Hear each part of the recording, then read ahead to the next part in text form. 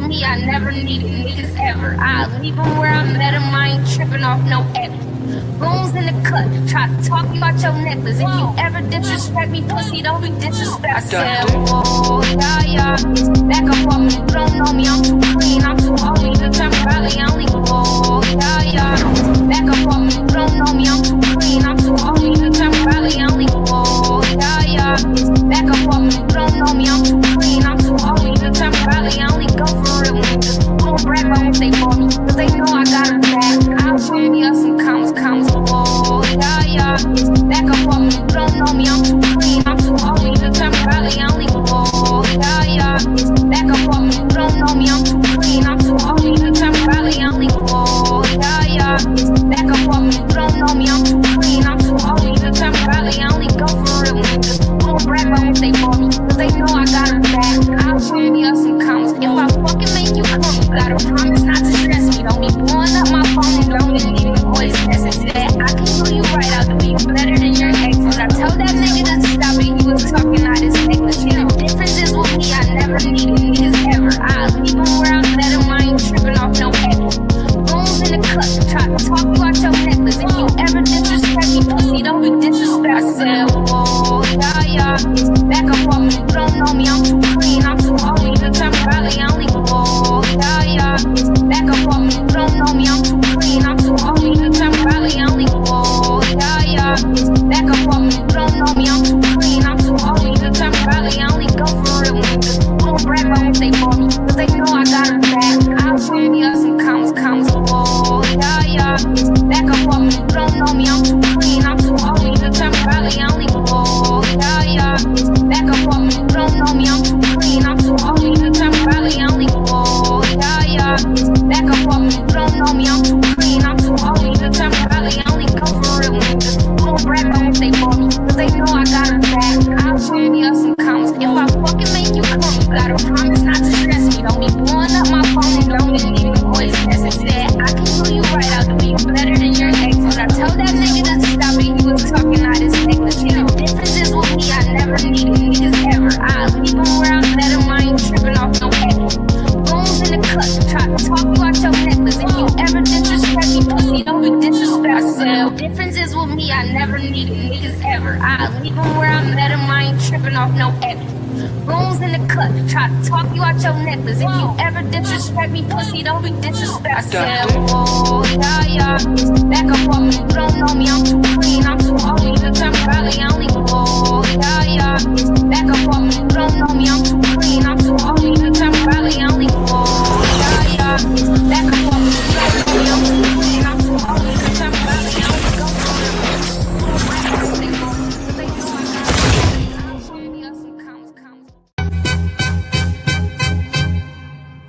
Man, fuck all you hoes. Fuck you and your mammy and your granny too. And now, back to our regularly scheduled programming. Please, stand by. You 100, you love me. Word, studio thug, you can't do what I does. I am really a pro. You just cool in the club.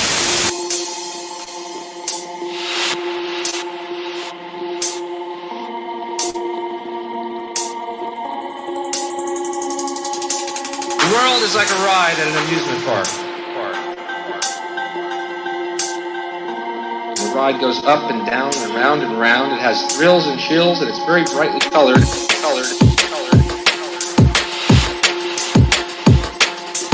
And it's fun for a while. Some people have been on the ride for a long time. They begin to question. Is this real? Or is this a ride?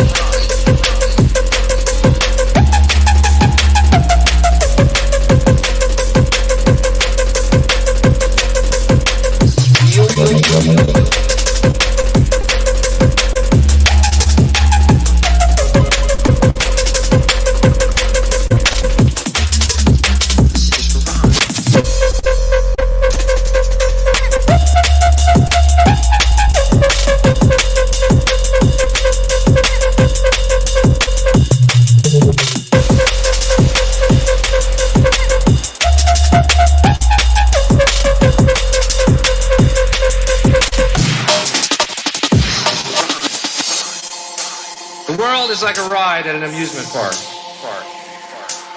And the ride goes up and down and round and round. It has thrills and chills, and it's very brightly colored. Fun for a while. Some people have been on the ride for a long time. They begin to question, real or is this just a ride?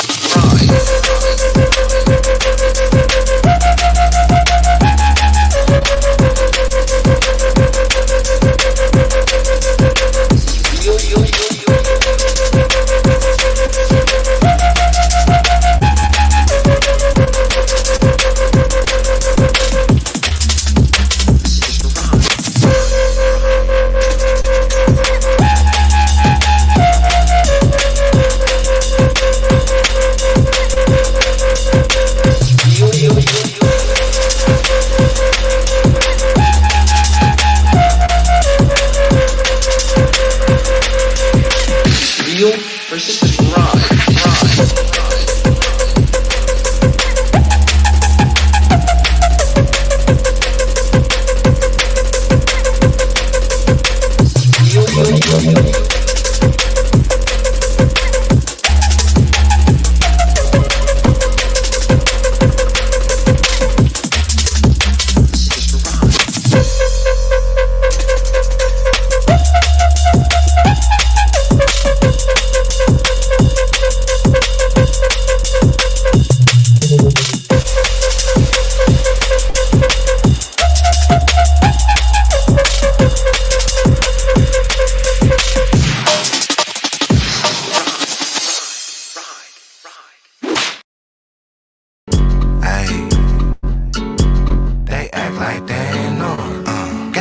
With the update, I been getting to it when I'm up late. Hit a nigga when you at the front gate. They act like they know. Hold up. Guess I gotta hit him with the update. Really with it, I ain't got a pump fake. Killer flow and hit him with the one take.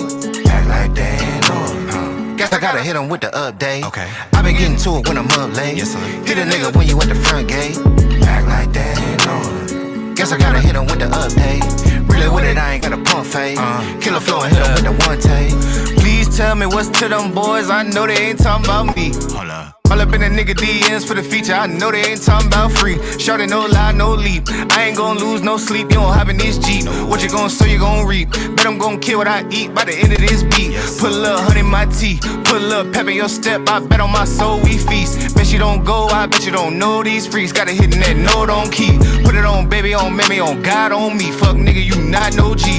I be in the spot low key. I been at the crib, probably wonder how I got your key. They act like they ain't know it. Guess I gotta hit him with the update. I been getting to it when I'm up late. Hit a nigga when you at the front gate. They act like they ain't know. Guess I gotta hit him with the update. Really with it, I ain't got a pump fake. Killer flow and hit him with the one take. Act like they ain't know. Guess I gotta hit him with the update. I been getting to it when I'm up late. Hit a nigga when you at the front gate. Act like they ain't know. Guess I gotta hit him with the update. Really with it, I ain't got a pump fake. Killer flow and hit him with the one take. Please tell me what's to these lanes. They must be out of their mind. Must be. All up in a nigga face tryna hit a blunt. I know he ain't talking about mine. Putting that work on my grind. Putting that perp in my lung. I'm putting that work on her spine. Put a little drink on my tab. Long as she working that back, I ain't hurting, I'm fine. I bet I go earn it right back. Nigga just hit up my jack. Got him working my line. I stay in my lane. I ain't even tripping off yours. I'm too damn worried about mine. You not on no ride. Nigga ain't having no motion. We so damn tired of your lies. I ain't one of your guys. Niggas can't fit in my shoes. Little buddy, them not of your size. They act like they ain't know. Guess I gotta hit him with the update. I been getting to it when I'm up late. Hit a nigga when you at the front gate. They act like they ain't know. Guess I gotta hit him with the update. Really with it, I ain't got a pump fake. Killer flow and hit him with the one take. Act like they ain't know. Guess I gotta hit him with the update. I been getting to it when I'm up late. Hit a nigga when you at the front gate. Act like they ain't know. Guess I gotta hit him with the update. Really with it, I ain't got a pump fake. Killer flow and hit him with the one take. Hey, how's everybody doing tonight? Welcome to everybody that is coming in the building. Please be sure to hit the like button, share us out, make sure you participate in the show, and we also have a goal to the show. Now, ladies and gentlemen, this is it. Thank you to the bug for the gift and the memberships. Appreciate you, baby. Appreciate you. Now, today on this episode of Villains Unveiled, hey, the interviews. My first guest is an esteemed colleague. No, not a colleague, a good brother. Been knowing this man for a very long time, and he has graced my little humble channel with his presence. Let's welcome up the man of the hour, the Angryman. How you doing? What's good? What's good? What's good, everybody? Yes. We haven't done this in a long time. A good old one-on-one conversation. Ever. In fact, I think the first time we did it, I think I was only at like 40 some thousand subs. Yes, that's that show we did about the Marvel comics. We were in that day. We did. Child, listen. You know, people see our relationships back and forth on social media and they act like they know, but they don't know nothing. Facts. They be like, oh my God, y'all don't get along. I'm like, oh my God, that's like my brother. We fight like brother and sister. You know? But Lord Jesus, tonight I want to talk to you about your journey, about your book, about the space, and about just you, the man, the legend, the icon, the villain of the internet. So, of course, we're going to start at the top of it all. Now, you build a loyal, engaged community on YouTube, earning respect for your candid discussions on male empowerment and relationships. Looking back, what do you consider your most significant milestone as a content creator? I don't know. That's hard to say. I would probably consider it publishing my book. That's probably like, for me, that's like the biggest achievement, because that's something I've been wanting to do even before I got on YouTube. I always wanted to publish a book. Mm-hmm. That's like the biggest thing for me, you know. Even with the, you know, getting a certain amount of subs and all of that stuff, I think that's the most, you know, that's my biggest accomplishment in my opinion. I mean, I could see that book was a really big deal. There's a lot of people on YouTube that are writing pamphlets using ChatGPT, and it doesn't.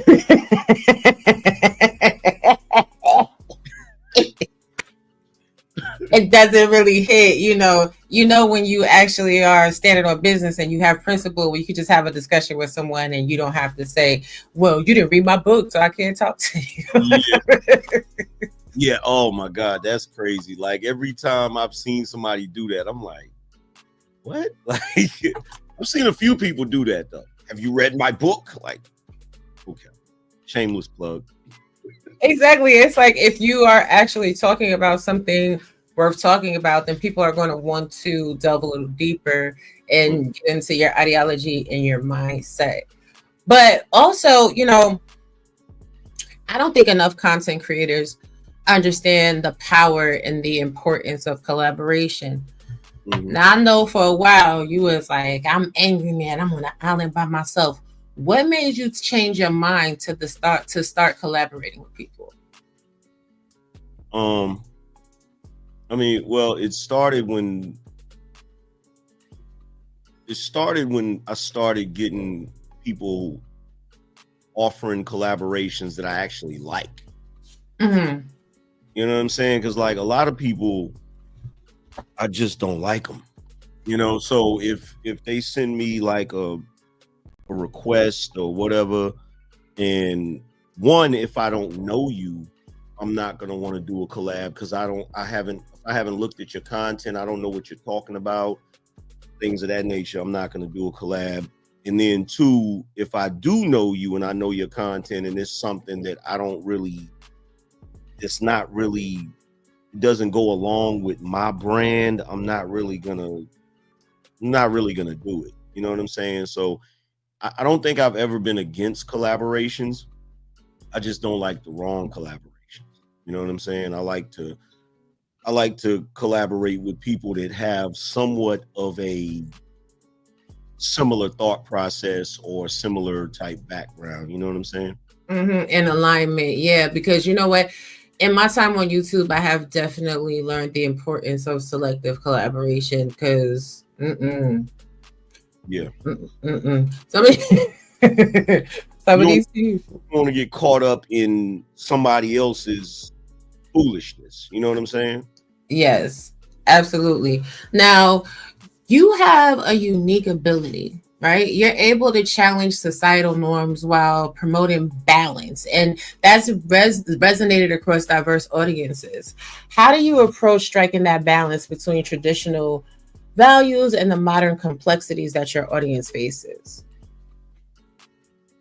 I mean, it's not that difficult because the things that the way that I think and the way that I move is just it's the way people used to operate anyway. It's traditionalism. The only reason it conflicts with today is because in this day and age you have so many new progressive ideas that aren't really tested. And so you have people coming up with new concepts, new ideas or whatever. And if it sounds like bullshit to me, I'm gonna call it out and be like, yo, that doesn't really sound right. And I don't think that's actually gonna last. You know what I'm saying? And I mean, to me, just being balanced is just based on what your upbringing was. So like if you were brought up to be you know, if you were brought up to be righteous, to be fair, to be honest, it's kind of hard to step outside of that. You know what I'm saying?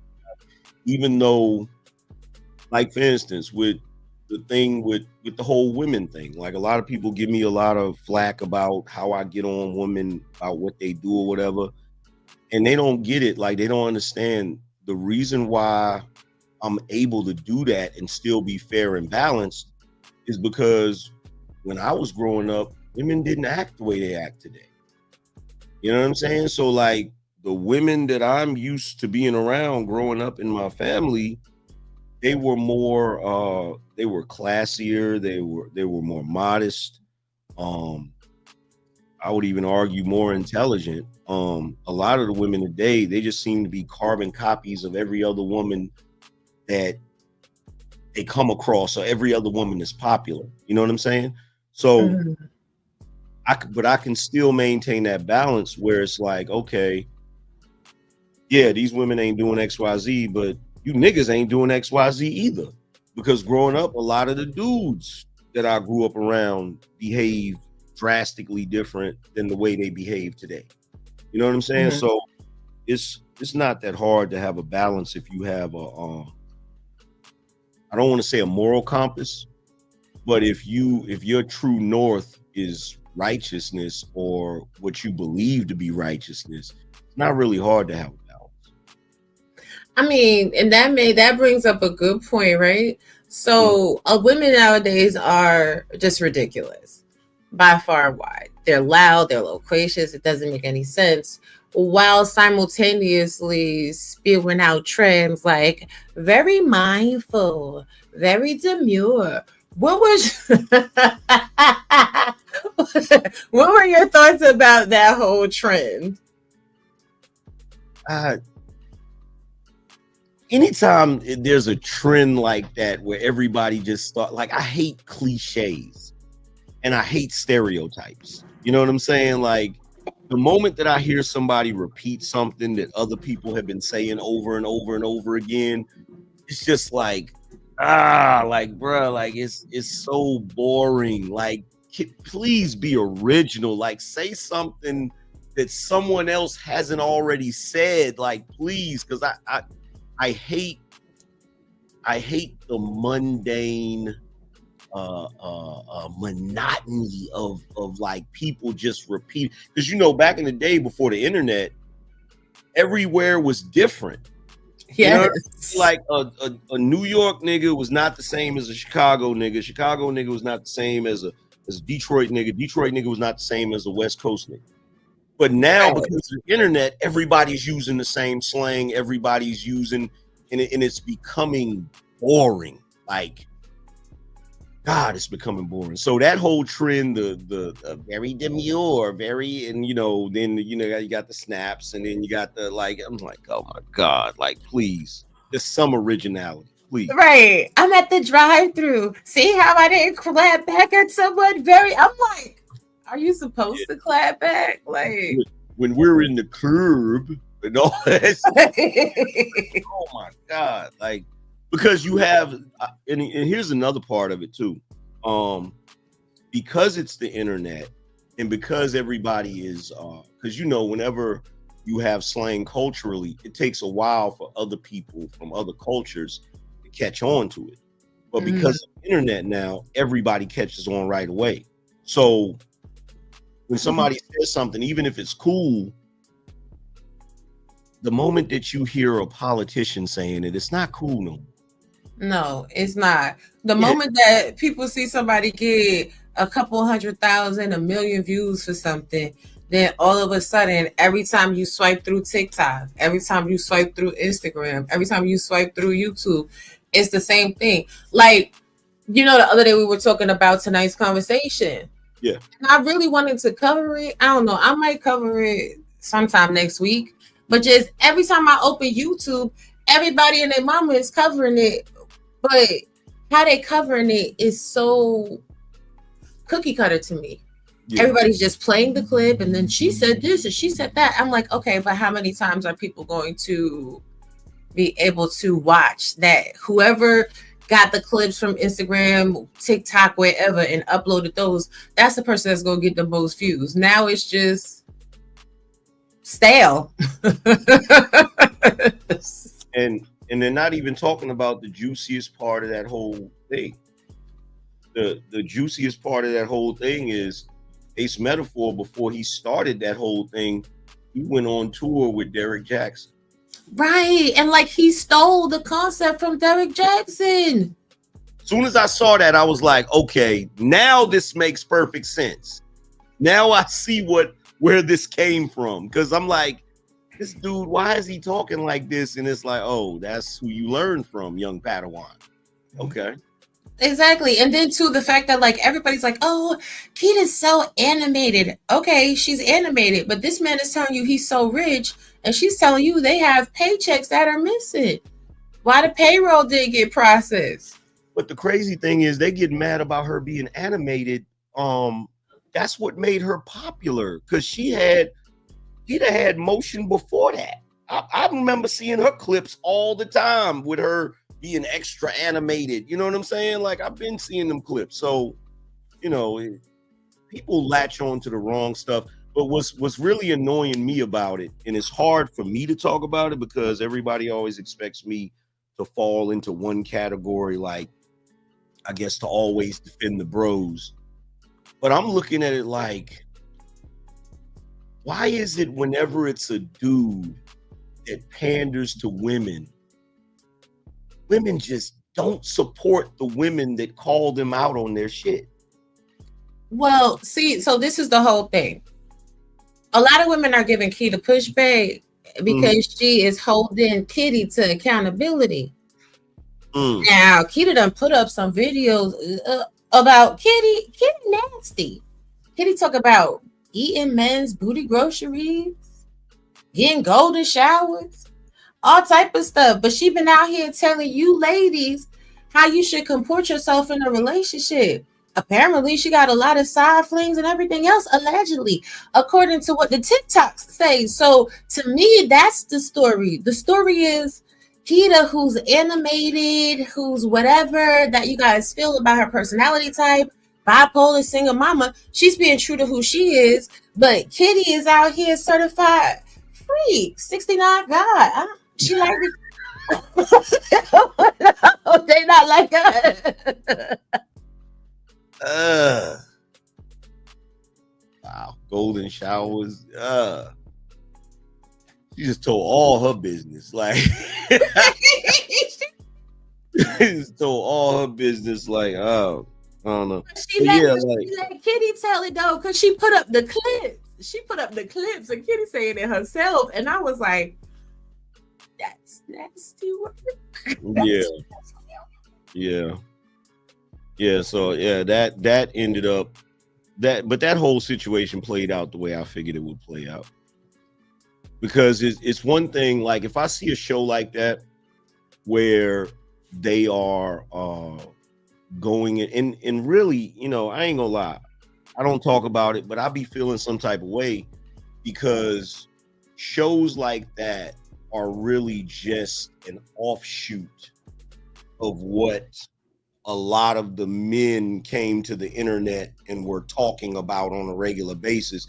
They just said, you know what, we're going to take this and format it in a way where it's more palpable to women. So what they'll do is they'll have women on the show, and then they'll talk about things in a way that seems like they're pro relationship. But the first thing I would ask my question is, how many married people do you have sitting on this stage? You know what I'm saying? Exactly. Yes. Hello to everybody in the chat. Please don't think I'm ignoring you. I appreciate each and every one of y'all for being here. So yeah, so like, you know, that whole thing, it's like, bruh, if you're gonna do relationship advice on that scale where you're on the stage, to me it just makes sense that the people on the stage would be married couples giving advice. Right. You know what I'm saying? So, you know, because in other spaces you can't really do that. If you're the type of guy, let's say you do seminars or you do speaking engagements and all you're talking about is being a passport bro, you would have to be a passport bro. You can't stand up there and talk about that if you're not actually living that. Same thing with dudes that's living a single life. Same things as dudes that claim to be dating coaches. If they're not able to pull women, nobody gonna listen to that, you know. So but that's how I feel about a lot of these female life coaches and dating coaches. If you can't sustain a relationship with a man, if you don't have a healthy co-parenting relationship, if you're trying to rake your child's father through the coals for child support and everything else, then where's your healing? If you know, clapping at people with the toolie and the whip because they was down to the strip club and the stripper booty down them in the middle of the night, I don't know. I don't eat.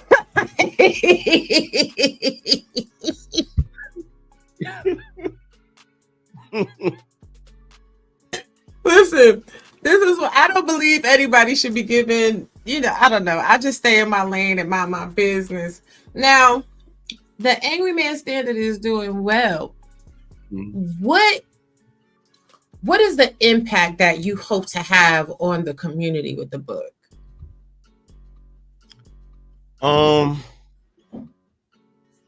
My hope is that it will help, you know, younger men be able to have a game plan for how they're going to pursue dating and relationships and all of that. Like, kind of try to give them, you know, a framework for how they should operate instead of the BS that everybody's teaching them now.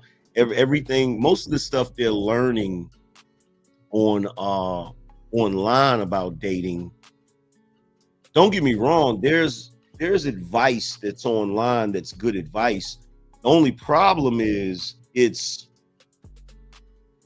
mixed into all the noise. You know what I'm saying? So you got copious amounts of dating advice.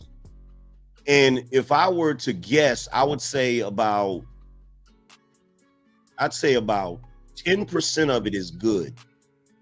The other 90% is is motherfuckers working out their issues.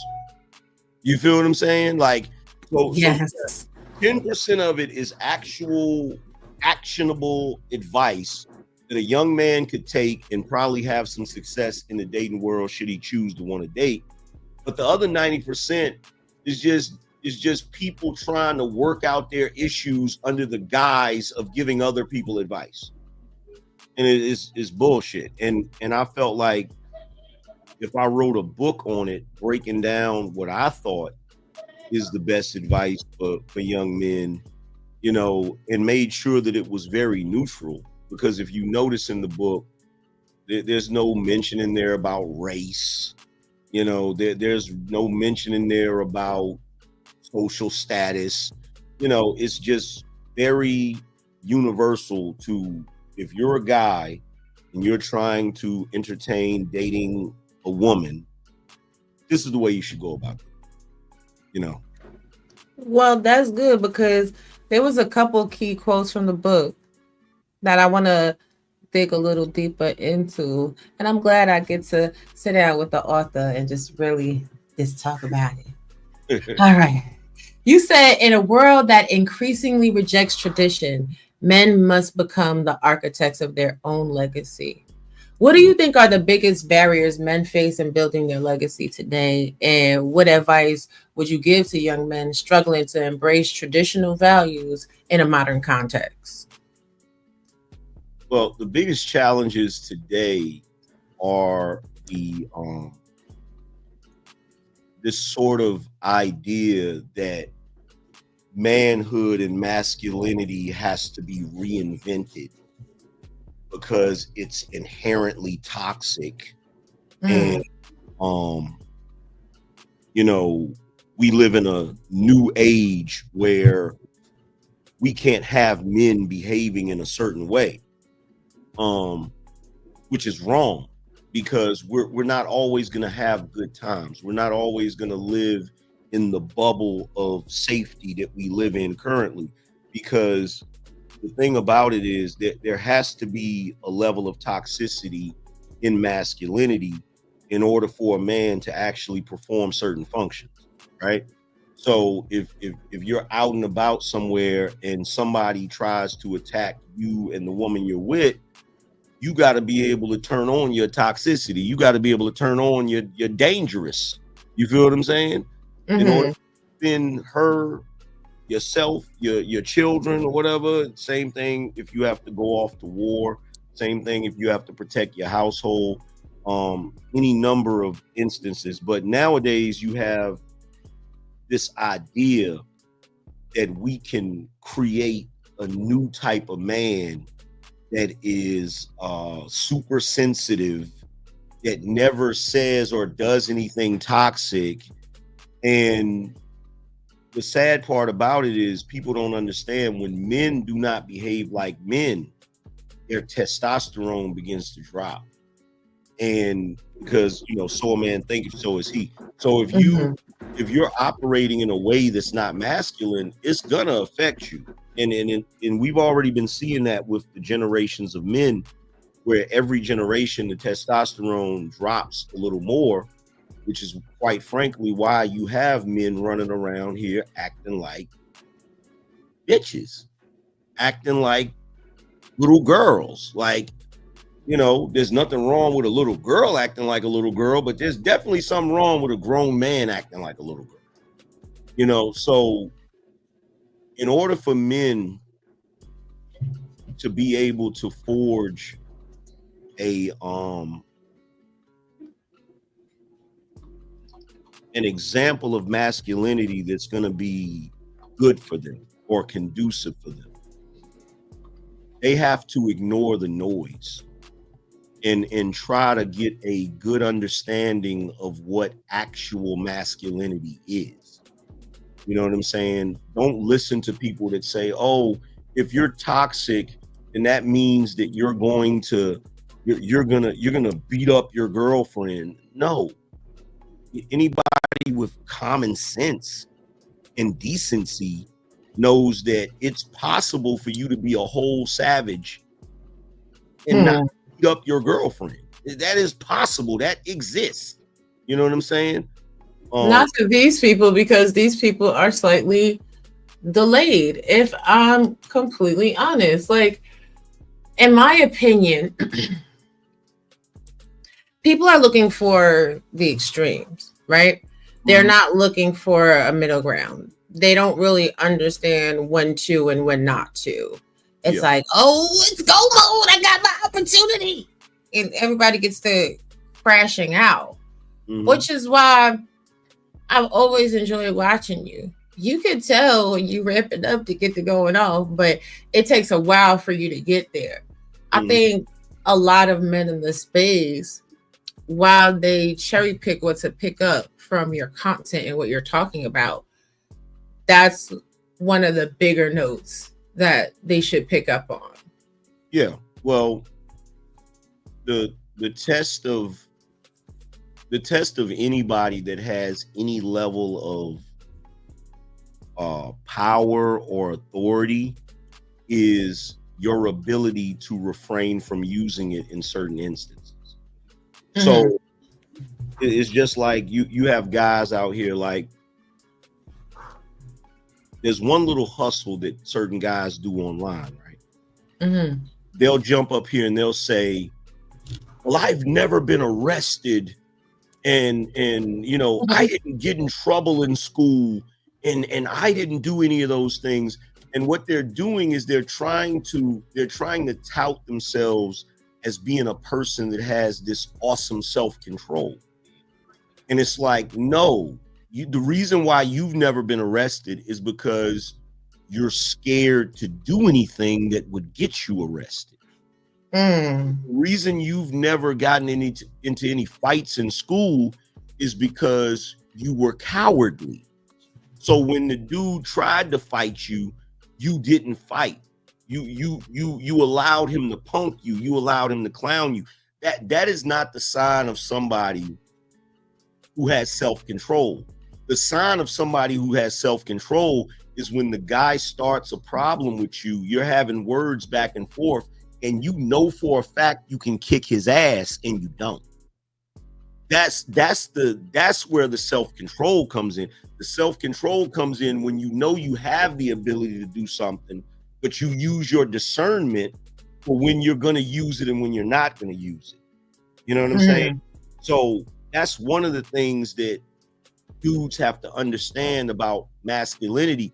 It's not masculinity, even in this day and age, is it's not a requirement for you to get rid of being toxic.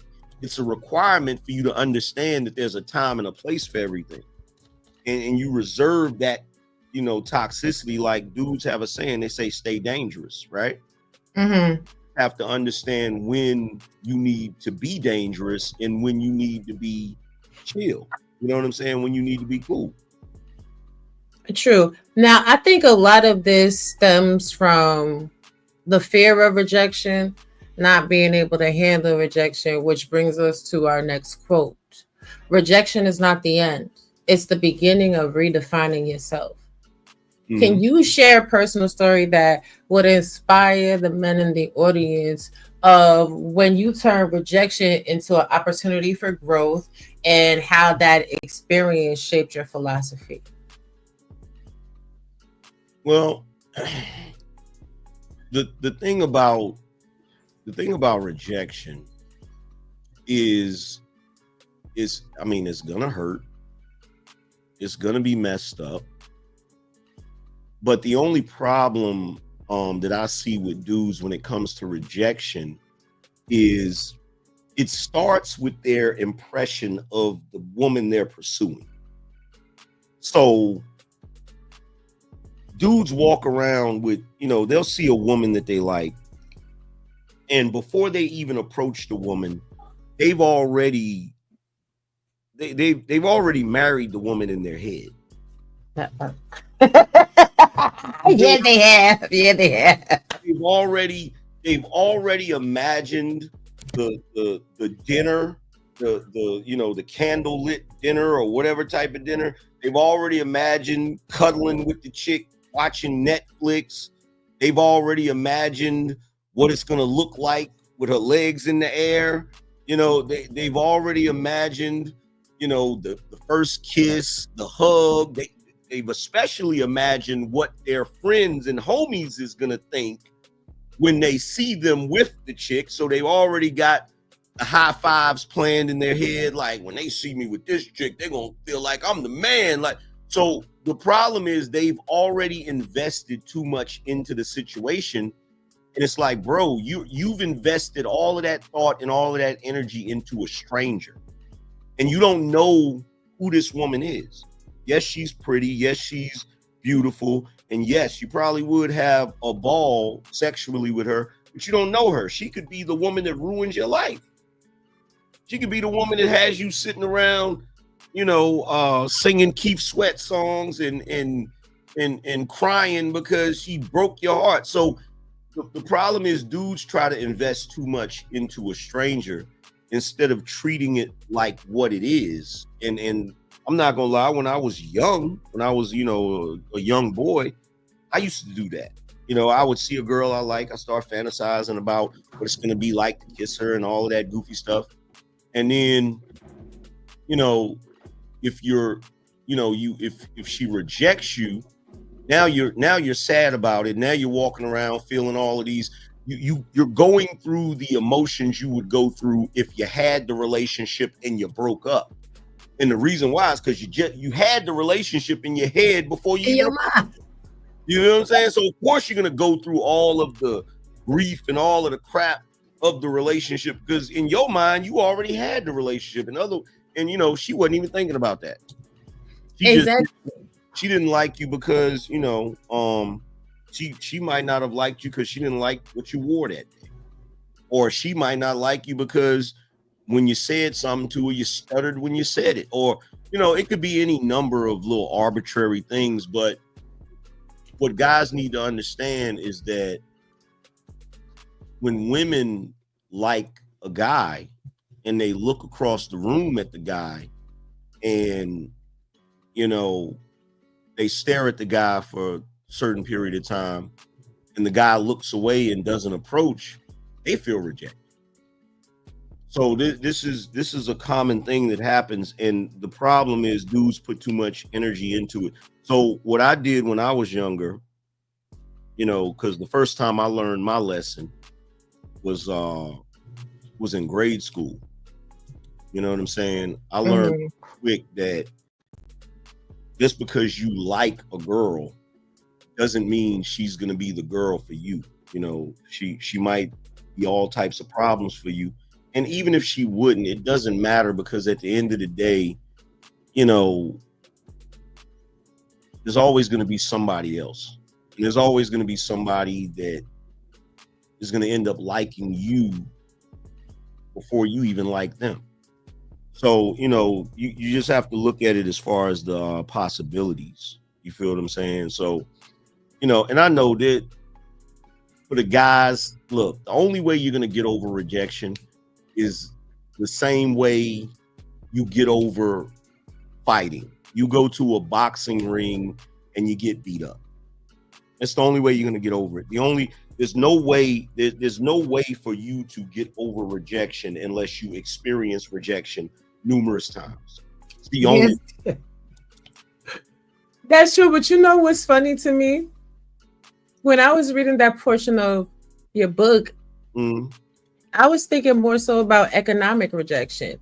I think oftentimes when we talk about rejection in these spaces and the fear of rejection, people think about relationships, but I think a lot of people are afraid to apply to certain jobs because they'll get rejected. I think that going through that process and getting told no there is also integral to building up who you are as a person and whatever else. Well, it's what about, go ahead. It's all the same, because it's the same thing with a job. You see a job you want, you start spending the money before you get paid.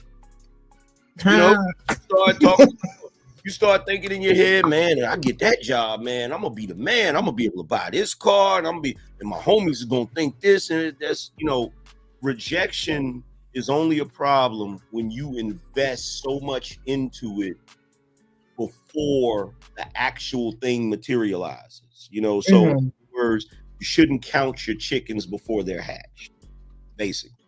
Amen. Every time. But it's crazy because it brought me to the next quote. You know what I'm saying? Just walk with me. I was all up and through the I was like, okay. You know this thing. But you put in there, the true strength of a man is not measured by his success, but how he responds to his failures. So how do you think society's evolving definition of masculinity affects men's ability to handle failure? And like, what would you tell these men when they facing setbacks in their life? Like, what's your advice for them? Well, one of the biggest problems is you have too many men online that men look up to that try to hide their failures. They want everybody to believe that they're perfect. So the problem is it gives the younger men this impression that you're not supposed to sustain any losses, right? But again, it's just like with rejection. The only way you can really grow as a person is you're gonna have to sustain losses. Like I think Michael Jordan said, the reason why he wins is because of how many times he's lost. Because it's the loss or the L that you can treat it like you can treat the L like it's a loss, or you can treat the L like it's a learning experience. So you can learn from it and then, become stronger from the situation, or you can walk around here thinking that everything is always going to be perfect. And I'm going to tell you right now, as a man, if that's your mentality, you're going to have a miserable life. You're going to have a miserable life because the only thing that builds men, you don't gain anything from your when it comes to your ego and who you are as a man, you don't really gain anything from your wins. It's not something that it never feels the way you think it's going to feel when you win.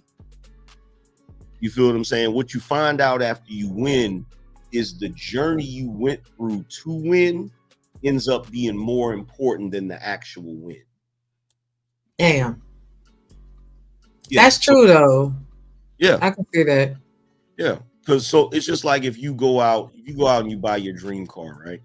Say your dream car is a Mercedes AMG, right? Once you get the car, you're excited for like a day or two, and then it's like, okay, I got the car. And I don't know if everybody else thinks like this. I think like this. It's like once you've solved that problem, it's like, okay, what's next? What is the next thing I'm gonna do? You know what I'm saying? What is the next thing I want to try to accomplish? Because what you're gonna do is you're gonna sit back and you're gonna think like, wow. You always compare your successes to your failures. Right? So, they say you're only worth your last victory or your last conquering, right? Yeah, exactly. So like if you live in a nice house, when you're grown, if you live in a nice house, you always think about the raggedy house that you had to live in when you was a kid. Because that's what you compare your successes to. You don't look at where you're at, you look at where you came from. That's what gives it value, That's true. Because somebody said to me today, they was like, oh, you live in an apartment in Arkansas. And I was like, bruh, you know what it is being a child growing up in New York City, where your apartment is 492 square feet? Every time you step outside of your door, you in a pissy hallway, you in a pissy elevator, you in a nasty subway, you can't even sit down, you in the elevator like this because your mama said don't touch nothing. Like it's insane to me how people quantify success or the peace and tranquility of others comparative to themselves instead of focusing on being the best version of who they can be. It's very weird. Yeah, I mean, look, for everybody that's watching this, just to give you an idea of the accurate thought process when it comes to success, right? Mm-hmm. Success is the feeling you get. Remember when you were a kid, when you were a teenager, you lived in your parents' house and you had to do everything they told you to do. And they had rules that you didn't like, and there was stuff in the house that you didn't like. And you was like, when I grow up, I'm gonna do XYZ. Success is that feeling you get when you put your key in the door for the first time to your apartment, and you open the door and you walk in there. Doesn't even matter that you don't have any furniture in there. You're just like, it's mine. Mine. And look, you could be in there with a fork, a spoon, one plate, a air mattress, and a TV sitting on the floor, and it means the world to you. It's everything to you. You feel what I'm saying? So, success is really based on you, based on what you want, Yes, but now see, I'm gonna give you a little pushback. When you really hit success, when your parents come over to your house and they trying to eat on your couch, go to the table with that. I'm grown, I do what I want. Not in my house. My house, my rules.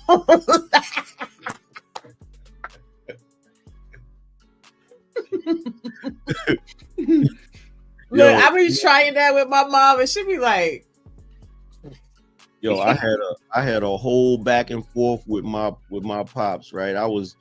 We was in my car, but he was driving it, and I'm sitting on the passenger side, and I'm on my phone having an argument. I was going back and forth with somebody. I forgot who I was going back and forth with, and he got upset and was like, "Why don't you just hang up the phone?" I said, "Let me call you right back." Hung the phone up. I said, "Bro, who are you talking to? This is my phone.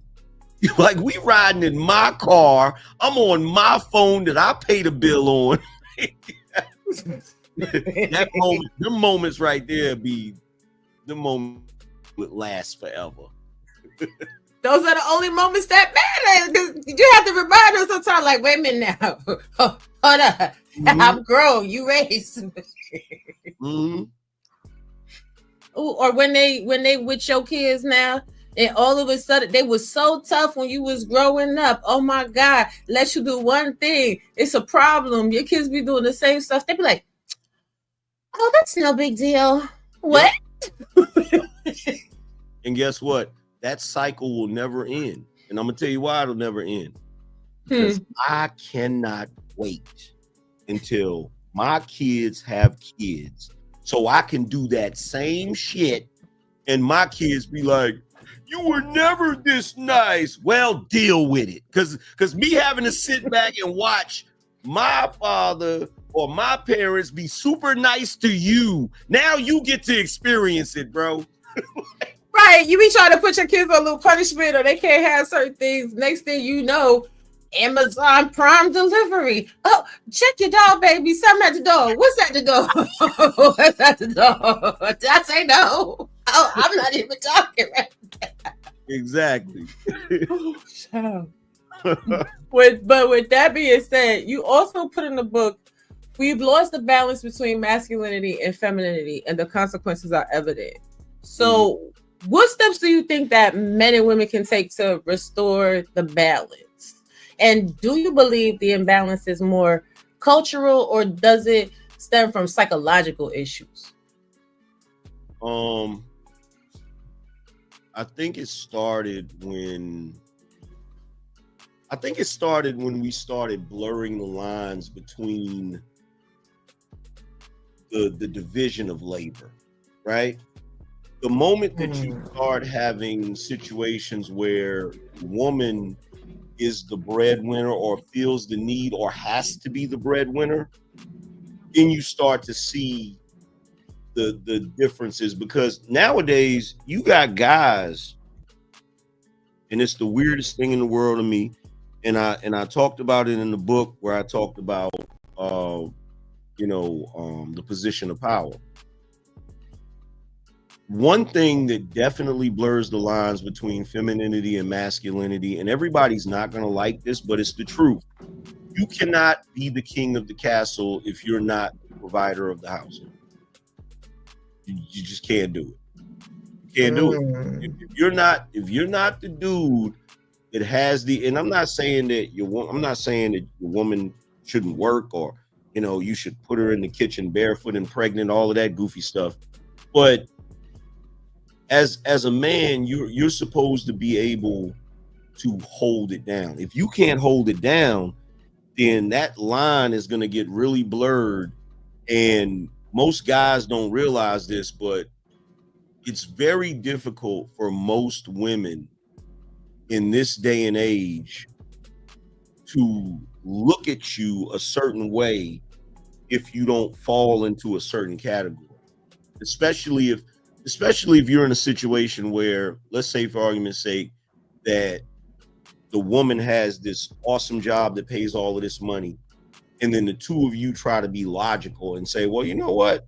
I make all of this money at this great job. There's no reason why you should, have to work. Why don't you stay home as the man and watch the kids and make sure the kids get on the bus? That is going to be a horrible situation, because we've done it one way for so long that it's just written into our DNA that the male has always been the one to go out and get the animal and kill the animal and fight the wars and all of that. So when you have that situation, it's kind of hard for a woman to respect it, because what's going on is her new age thinking is in conflict with her biology. And her biology is going to win out every time. Her biology is always going to be like, why the hell am I taking care of this grown ass man? Like it's always going to, that biology is always going to jump out. It's like I tell everybody, if you go to somebody's house, right? Mm-hmm. And you walk into the house and the house is a mess. First person you're going to look at is the woman. I don't care who you are. You're going to look at the woman like, what the hell is going on? Now, if you walk in the house and they got candles lit because the electricity is off, you're going to look at the man. You're going to be like, bruh, y'all ain't got no electricity? You're going to look at the dude. So you can't get away from it. And I think that's where it starts. I think it starts at that when it comes to masculinity and femininity. I think it's hard for a woman to view a man as masculine if he's not a breadwinner. You know what I'm saying? And it's hard for a man to view a woman as feminine if she's not cool with him being the breadwinner. You feel me? I mean, I do, but I have a little pushback, because I think most women are okay with a man making less money until there's a disagreement. And then once there's a... That's why it's a problem. Yep.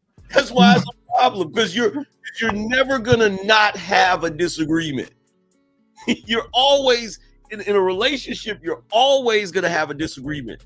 And see, my whole thought process around it is this. You're going to have disagreements. So since you're going to have disagreements, let's structure things so that when we have those disagreements, these things don't become the main topic to distract away from what the disagreement is really about. Exactly. Because a lot of people have no clue how to fight clean in relationships, and this is across the board. I know people make it, black women, black men, blah, blah, blah, blah, blah, blah. Call up Richard and Sally. They have a whole movie about how others get down with it. It's called The War of the Roses, all right? Sally's going to tell you, you know what, Jim? I'm going to cook your dog and feed it to you for dinner. That's pretty damn toxic.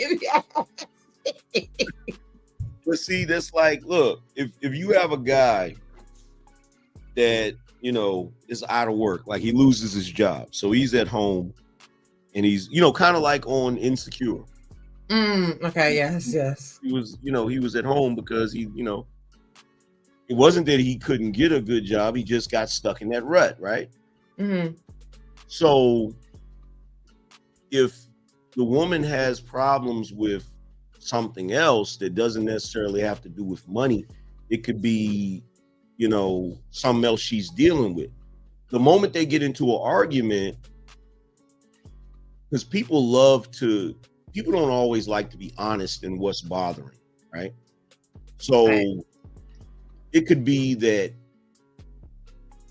she felt like sexually he's not doing certain things sexually, right? But she doesn't want to talk about that, but she still wants to, she doesn't want to go into that, but she still wants to release her frustrations about that. So what she'll do is she'll look at him and she'll be like, instead of saying, well, I think our sex life is suffering, instead of saying that, she'll say, when your broke ass gonna get a job? Like, you feel what I'm saying? And that becomes the issue. And now the guy thinks that that's really what the problem is, but it's deeper than that. It's not just that he doesn't have a job, right? So if he does fix that problem, because that's what guys are typically, if they're good dudes, they're problem solvers. It's like, okay, you know what? I've been in this rut long enough. Let me find a job, right? Finds a job, but they still got a problem, right? So in my opinion, I think when you cover the bases, it's kind of hard to distract away from what the real problem is when you got the bases covered. You feel me? This is true. And I also think that a lot of women base their interactions in relationship off of what society tells them rather than the individual. So like a lot of women have this ideology that men don't perform at their peak when they're not working. And that's not necessarily true if you take into account the Pookie and the Ray Ray class, right? Yeah. So, but if you've been brainwashed, this mindset and this ideology, that's going to be an effective way to communicate. But you will feel that that's the best method to communicate because so many people have told you this is how you should move and this is how you should operate and this is how things should be. It's kind of like Christians that have been going to church since they was 3 years old, but don't know the good book. Stop drinking the Kool-Aid and actually read. Let me stop talking. That's a whole other that's a whole other can of worms right there. Yes, because I'm about to actually start getting into some things I've been observing about women, especially women in social media spaces over the past 6 years. It's like how you said earlier, it's wash, rinse, and repeat. And then when they get involved in relationships with different type of men, then they don't really know how to make those relationships be successful. So they wind up consistently choosing the same type of man that they don't have consistent or healthy relationships with because it's a comfortability thing. But you know,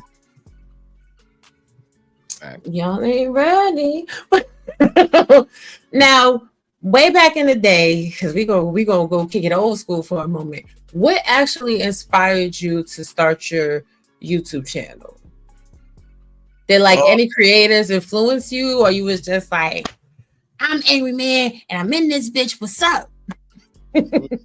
Well, it's funny because the way I've always ran my mouth and talked shit or whatever, a friend of mine back when YouTube first started was like, oh, you should make a YouTube channel.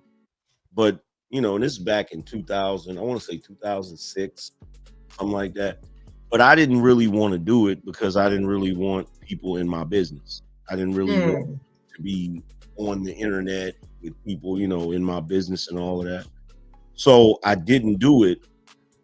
And then later, I started seeing, certain content creators that I actually like the Hodge twins, and I was like, yo, I should make a YouTube channel. And at first I didn't know what I wanted to talk about on YouTube. I didn't know if I wanted to do reaction videos. I didn't know if I wanted to I didn't know what I wanted to talk about. You know what I'm saying? I didn't know if I wanted to do movie reviews. Because if you remember back then, a lot of the stuff people were doing on YouTube was really lighthearted. You know what I'm saying? It was movie reviews, it was prank TV shows, yeah, stuff like that, you know. And you know, I created a channel. I didn't really put any content on it like that. And then I had this year where I was just going through a bunch of shit. And I was at my sister's house and it was Father's Day. And I'm sitting on the couch watching TV. And at the time she was staying in an apartment complex that had like there was a lot of single mothers like living in that apartment complex. I don't know if they had some kind of Section 8 deal or something. I don't know what was going on, but there was a whole bunch of, and the only know what it was. I'm about to tell you what it was. Yeah. They had that move in, get 1 or 2 months free off the rent special. That's the hell they had. Shout out to the South. So I'm in there watching TV, and these chicks that know my sister, they was coming because my sister, she always had a jumping apartment. There was always a bunch of people coming in and out. So they're coming in there, and every time they come in there, they're wishing each other a happy Father's Day. And I said, so I heard it a couple of times. And at first I thought they was just saying happy Father's Day because it was Father's Day. And no, they were wishing each other happy Father's Day. And I stopped for a second. I said, what, wait a minute, what y'all doing? I said, why are you wishing her a happy Father's Day? And there was this one white girl, right, that used to come over there. And she was like, well, the reason why, you know, she was one of them white girls that try to act black, right? Did she have the blonde highlights and the short haircut too, the little pixie cut? Nah, she didn't have the little pixie cut, but she was like the Catch Me Outside girl. You know what I'm saying? So she's like, well, you know, because you know how they be trying to sound like they black, but they still sound white, saying, you know, well, we be wishing each other happy Father's Day because we the mama and the daddy. I was so pissed off that I got up, I walked out, I went and sat in my car. I drove to, like, right around the corner was like a grocery store. I drove to the grocery store because I didn't want to curse everybody out in the house. I was so mad. So I just left and I went to the grocery store and I just turned on the camera and I just ranted about Father's Day for like a good 30 minutes and recorded a 30-minute video ranting about Father's Day. And I posted it to YouTube, and that's what started it. Like, that's when I was like, okay, I know exactly what I want to talk about now.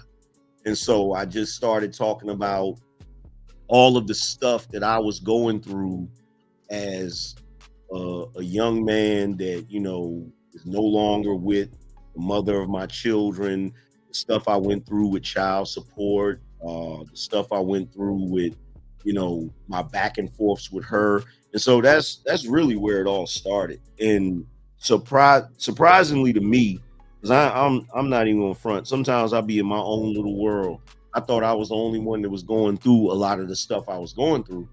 And then come to find out there were a lot of guys that could relate to everything that I was going through, where, you know, you're taking care of your kids, but you still get put on child support. You got to go back and forth to court for this goofiness. And, you know, there was a lot of guys that just started relating to it. And that's pretty much where it all started. I mean, I think that's dope. I do miss the back in the day in the car videos and lives. I think those were absolutely the best. But to watch the growth in your production in your channel, and like, even though you're still the same person, I think that's super dope. Like, when I first came to YouTube, I was lost. I was lost for a while. I think I'm finally starting to get into the place of what I actually want to do and where I want to go.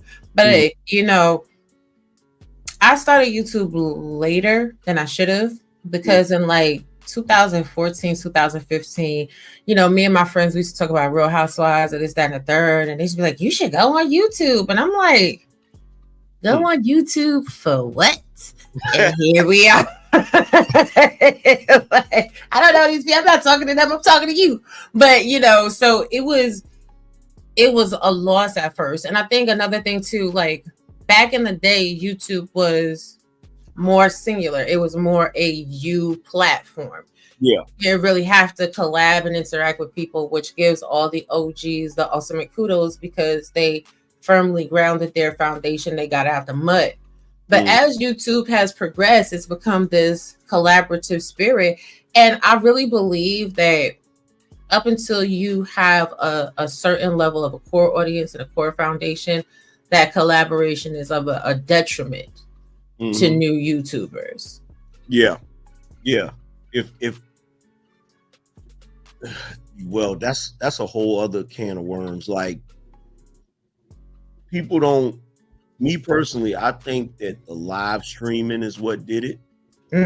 Because before, in order for you to build an audience, you didn't get to come on YouTube and live stream. You had to make a pre-recorded video, which means, because it's easier to talk to when there's people to interact with, as opposed to staring at your phone and talking to yourself, right? Or staring at the camera and talking to yourself. So you had to do that. And then you had to have some editing skills. And you had to build your audience from that. You know what I'm saying? And I feel like a lot of people that didn't have to go through that process, they missed out on a lot of important things when it comes to content creation. You know what I'm saying? And so now everybody just kind of has the cheat code where they just fire up the live and start talking shit. Listen, one of my biggest pet peeves on YouTube is this. And you know what? And another thing. And blah, blah, blah. The weirdest thing to me is when I click on a live and it's 10 people and that's all you see is icons with the thing lighting up, and I'm like, man, y'all don't get it. You gonna have to show people your face if you want to. I'm a firm believer that if you genuinely want to grow your YouTube platform, you're gonna have to show people your face. Eventually, it's gonna have to happen. I mean, and I hear you, but shout out to Avatar Nation, because I do have, a couple friends in Avatar Nation. But I find it intriguing because when I first started to be on YouTube, I didn't want to be behind the avatar like this. So I started doing things like having, my little pictures up there, just flat pictures. And as my creativity has grown, now they're moving. And you see people hate, but it's like in 2019, 2020, yo wasn't even doing flat pictures. Now I see everybody in their mama doing flat pictures. And now as AI technology has increased, like a lot of people now trying to do moving animated avatars and everything else too. You're welcome. Now, one thing I can say, especially in these spaces, I kind of been on the cutting edge when it comes to production, because I've always taken my YouTube page like what I want to see on TV. Yeah. I don't want to look at no static anything that's just not visually appealing.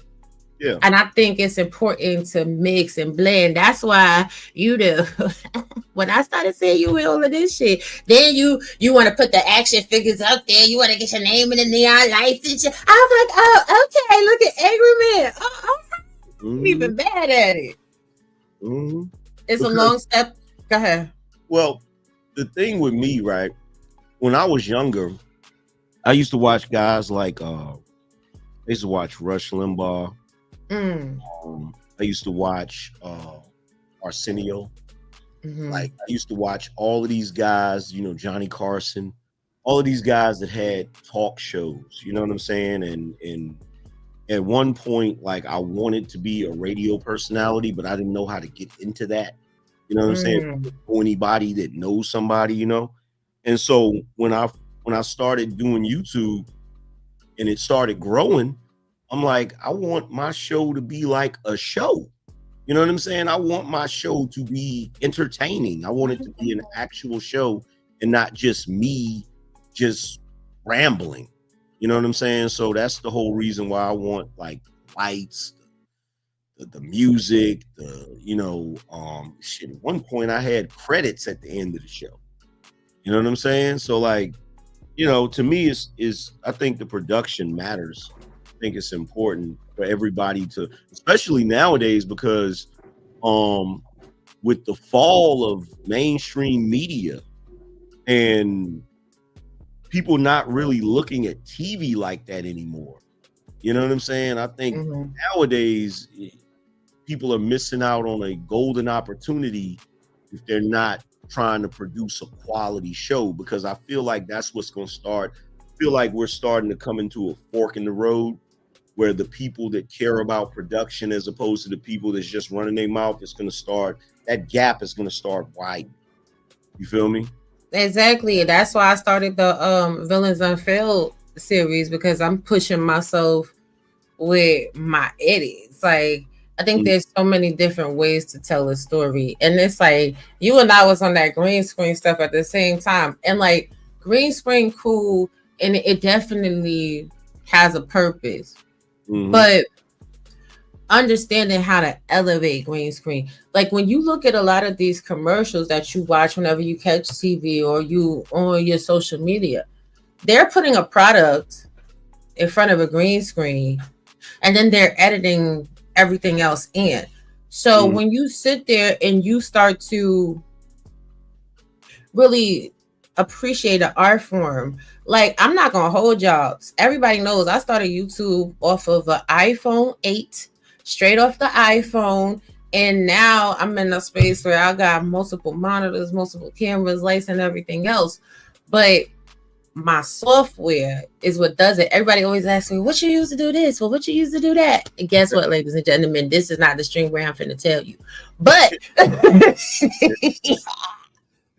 is when you care about your craft, you pour into it. One thing about your show is the set. And when we think back on our favorite TV shows and everything else, like Martin, why do we love Martin so much? It's because of the set. Yeah, you instantly recognize it. Instantly. Exactly. And like I say, there's a lot to be learned even when people cannot agree with the content. Like, even if somebody doesn't necessarily appreciate your message, I feel there are so many lessons in showmanship that people could take away from your show. I don't understand this culture where we have on YouTube. I don't like them, so I can't watch. What? They're bugging because, like, I don't know, like it's really difficult to explain because as well as I do, this is still a fairly new genre, and in my opinion, I feel like it parallels hip hop in its early stages. Where people don't really understand what it is. They just know that they can make money off of it. And people are trying to figure out where they fit into it. And so, like, you have people inventing it as they go along. Like, I'm gonna do this format or I'm gonna do that format. Like, for instance, Fresh and Fit, they think it's hilarious because they probably think that they had that original idea. And the crazy thing about it is, Izzy had that idea before they even came out. Like, yo, we should do a show, because I was trying to get him to be on YouTube back in the day, but he refused because, let's be real, where all of us come from, being online and people being in your business is kind of taboo. You know what I'm saying? So it took me a while to get up here. Then it took Iz a while to get up here. But he said that back in, I don't even think it was 2017. I think it was sooner than that. Like, yo, great show would be, we need to have a show where it's a couple of us dudes on camera talking, and we got a bunch of pretty girls up there. And not long after that, here comes Fresh and Fit. I was like, wow. So at least we know the idea was actually a good idea, you know. It definitely was. I think that had Fresh and Fit been able to balance some of those talking points instead of just being overly misogynistic, they wouldn't be in the place that they are now. It's kind of weird to watch the rise and fall of YouTube personalities. Well, see, if me and Iz had done it, it would have been a lot classier, because the way we would have done it, the girls would have just been eye candy as opposed to being interrogated. You feel what I mean? Like they would have just been there to, you know, be eye candy, and they could contribute to the conversation, but it would be us just having conversations about regular topics, kind of like how Cameron and Mace does, where they yes, you know, but they have the young lady up there, you know, hosting the show as well. So it would have been something like that, you know. So it probably would have been a little bit better than that. But now, anytime somebody does a show like that, they're automatically thinking, "Oh, that's the Fresh and Fit mom," you know. Yeah, it's not even worth it at this time. Like they at all. They bastardized the whole entire like genre, which is why it's funny, and it loops it right back to tonight's conversation. Even though they were doing that show live, that was also very similar to the Fresh and Fit podcast. They just tried to make it a simpery version of it. Yep. And that business model is still a good idea as far as the structure of it, to have a live show. I think people have to figure out the format, though. Like to figure out how the format would really work. Because if you look at the shows back in the day, like Arsenio, Johnny Carson, they had a format. The format was you have a host, he comes out, he monologues for a short while, then he goes over, sits at his desk, and he interviews people. So that's that business model, right? So when it comes to what we're doing on YouTube, I think it can trend, because like everybody keeps asking me to do a live show. And the only reason why I haven't done it yet is because I'm like, I got to figure out what the format would be. Because I don't want it to just be me standing on the stage, just running my mouth for the next hour or so. Like I need a format. You understand what I'm saying? And as soon as I figure out that format, then they'll probably get a live show. You feel me? You need a hot DJ out there. You need some fly girls out there for a good hour dancing. Then you do your thing, you know what I'm saying? Maybe do a little audience participation. Listen, holla at me. I got you. You know, I'll be having a vision. Before we get into the next section, let me give a shout out to Black Hawk, to Clark, to Verla, to OG Do Dirty, to Grange. It's a pleasure to see you, even though you was being mixy in the super chats. Thank you. To Big Red, appreciate you. And to Tootie Bug, we show y'all some love. I appreciate y'all. Money, money, money, money. Money, money, money, money. Come on, money until we for me. Pocket up full enough money. Rock time money for just a part for me. Like big love money, me love money. If you're not time money, your girl want me. Every girl want you, the word we say. Money, money, money, money. Money, money, money, money, money. Come on, money until we for me. Pocket up full enough money. Me a what? Me want live pipe too. Me want drive big Benz, ride bike too. Me want pop champagne, wash car too. Pon the hill, me want the big house too. Me no born bad mind, no get me wrong. On the red eye, me have a ambition. Every youth dream. My bad, y'all. I was over here jamming out a little bit. But now you see I have switched to the Villains Unveiled backdrop, because the questions and the answers might make people think you're a villain. Let's go get a little deep. Now, what do you think is the most misunderstood aspect of traditional values in today's society? That traditional values are about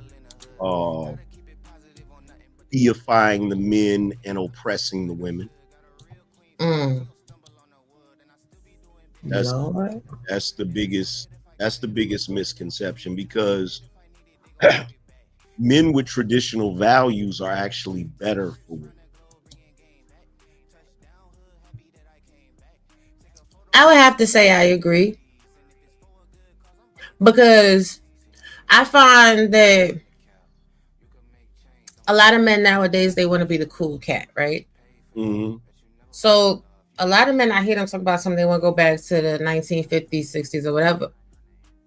Are you ready to be the way Pop Pop was in the 50s or the 60s? Because Pop Pop was doing his dirt back in the days, but he knew how to keep everything compartmentalized and knew how to keep certain lanes from crossing over each other. But he always made sure that home was taken care of first before he went out and did other stuff. You understand what I'm saying? Yeah, but Now, I go ahead. I think, see, one of the things that I notice everybody does, or everybody claims that we do, everybody claims that we try to romanticize the past, and I think the opposite. I think we demonize the past. Like I think we always look to the examples of Pop Pop that did all of that. You know what I'm saying? That had the family, right? I think we rarely ever talk about the patriarchal grandfather that didn't do any of it. You know what I'm saying? That just held it down and took care of the family and made sure everybody was straight.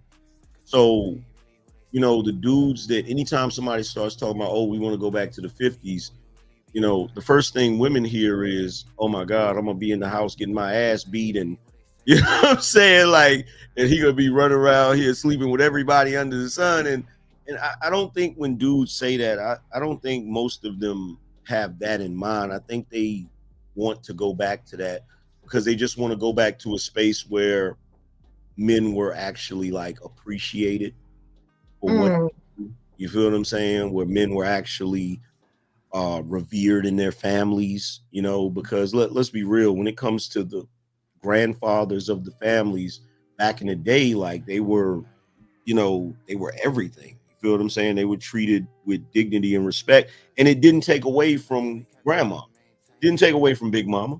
You know what I'm saying? So I think that's what a lot of dudes look at, you know. I hear you, but see, now I'm about to give you some pushback.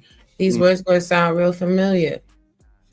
You not like the majority of other men. And I'm not talking about the quality men that exist in society right now.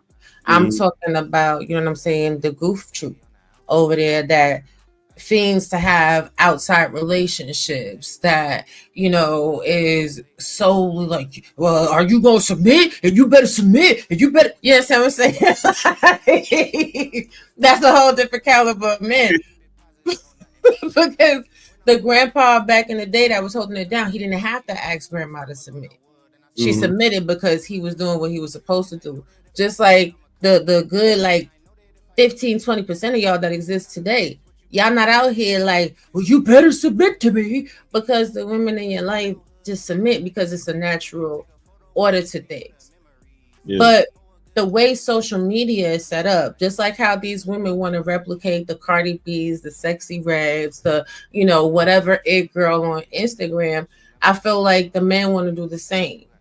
They want to emulate the Trey Songs, the Nick Cannons, or whatever else, but not in a good way, like not in the business sense where they're getting money, but in the aspect of, well, I'm getting all of these women. And I think that that's a super misunderstood aspect of traditional values.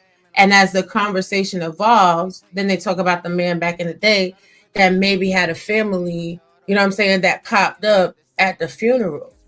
So that's why I make that comparison, because even the 20% of men that were doing dirt back in the day had enough respect and shame to compartmentalize that and still put being a man at the forefront, taking care of family and responsibility at the forefront. I feel today a lot of gentlemen on social media use the platform to push a message of debauchery. Well, I'm gonna say this, and see, this is the problem with the concept of manhood and masculinity. Mm-hmm. You know how they always say you have to see a man in order to be a man? Mm-hmm. There's certain things about manhood that young men won't understand unless they've been around fully realized men. Like I'll give you a prime example, right? I'm gonna make this statement, and I guarantee you that there are going to be men in the chat room that's going to understand what I mean immediately, but there's going to be other men that immediately misinterpret what I say, and I'm gonna break down how they're misinterpreted. Mm-hmm. Once you become a fully realized man, you don't give a shit if your woman submits or not. Now watch this. All of the men that are like me, they understand what I mean. They understand that what I'm saying is, oh, you don't want to submit? Or you have an instance where your man told you, like, yo, I need you to do X, Y, Z. I'm not doing that. Okay, I got you. You know what I'm saying? Now I'm about to operate a different way because what you just did, I'm not going to argue with you about it. You know what I'm saying? And if it goes too damn far, you might find yourself by your damn self. You feel what I'm saying? It's that mentality. You feel me? But the moment some of the younger dudes hear that, they're like, oh, what do you mean you don't care if she submits? You must be a simp. You must be willing to let her run over you. And that's how they'll take it. You understand what I'm saying? Because they don't get that when you're a fully realized man, you already have in your mind how things are going to be and how they're going to operate. And it's the woman's decision to go along with that or not go along with that. But whatever decision she makes, that's going to let you know what you need to do next. You know what I'm saying? As a man. So it's like, okay, you don't want to submit, then guess what? You ain't gonna have a husband. You about to be by your damn self. You feel what I'm saying? And even in the act of submission, it's not even what the dudes think. It's not even, you know, it's not like you're walking around 24/7 bossing your woman around, telling her what she need to do. Because at the end of the day, if you got a woman that operates like that, that's going to be a headache in and of itself. You shouldn't have to. You shouldn't have to run behind your woman to make sure she's doing this, and this. She should have her own mind and be able to go do X, Y, Z, and all of that without you having to run behind her like a kid with a remote control. You know what I'm saying? But you know, most of the guys in here, this grown ass men, they know exactly what I mean when I say, okay, hey, you can submit or you ain't gotta submit. The choice is yours. You feel me? We like black sheep over here. The choice is yours. You can get with this, or you can get with that. You can get with that. But look, this is what most of these men in these spaces be sounding like when they be talking about submission. You ready for it? Yeah. Pimp named Slackback. Crystal, who is this person? Nigga, are you deaf? I'm a pimp named Slackback. Say it with me, Prayer. Lord, please pray for the soul of this bitch and guide my pimp hand and make it strong, Lord, so that she might learn a hole's place. Amen. Amen. And make it strong, Lord. Now that those of y'all that were here, you definitely saw that real time. So salute to you. If you catching in the replay, watch it in the short. That's copyright, so it's gonna get trimmed up. Catch it on the short. Oh my goodness. But yeah, like that's, you know. But then again, at the same time, if you're a man that has structured your life a certain way, the woman doesn't really have a choice but to want to submit, because really at the end of the day, her submitting is it's a choice. It's her choosing to do so. It's not you forcing her to do so. Because you don't want to force her to do anything. You want her to want to do it of her own volition without you having to force her to do it. If you're having to force her to do it, then you're that's the situation you're in. You're a pimp, and if you're a pimp, then you have a hoe. You don't have a wife. Say it again. If you a pimp, you got a hoe. You don't have a wife. Amen. Now, see this. this is ultimately the pushback and the divide, and the same thing with the women. Yeah, I said it. A lot of you women is out here. Y'all is toots. Y'all toots looking for Johns and tricks, and y'all get put in the trick bag. Y'all get caught slipping. Like one conversation that y'all have that I wholeheartedly agree with is protecting your womb. In 2025, I don't even understand how women is still like, I didn't. He came into my space, and now I'm having his baby. Sis, how? Sis, how? Like, as a young woman, I wasn't going. I didn't have children till 32, very much by choice. Like, I wish a lot of women would just tell the truth. They see a dude, he look a little fly, he may have a little piece of car, he might be riding his friend car, his mama car. They don't know because they're not really getting to know these men before they sleep with them in the first place. You understand what I'm saying? So they're like, oh, he got some bread, I'm gonna trap him. Or he's really a trap house dude. He's scamming out here, hustling in these streets. He the tree man, he the bootlegger or whatever. Now you get stuck with a baby. Now you're in the struggle because clearly you're not making the best life decisions. And then it's like, well, he should do this, that, and the third. Why would you put yourself into a position that this now needs to be a conversation? Yeah. I'm confused. Yeah. Look, he knows better said these hoes ain't all forced. You're right. You're absolutely right. If she's being forced, if she's a hoe being forced, then she got a pimp. If she's a hoe that's not being forced, she got a John. Yeah. But she don't got no husband. That's the point. The point is she don't got no husband, and if she's only dealing with dudes for what they can do for her financially, she's definitely a hoe. Exactly. You know, so that goes both ways. Like the entire point of a man and a woman getting together on that level is because they actually like each other. They actually want to be with each other. They're not just with each other for what they think they can get out of each other. No way. Because if you turn on any conversation, it's, well, I am the table. Well, I am the prize. You lucky if you can eat groceries next to me. What are we talking about here? That's another. Go ahead. They have taken that damn table shit so far out of context.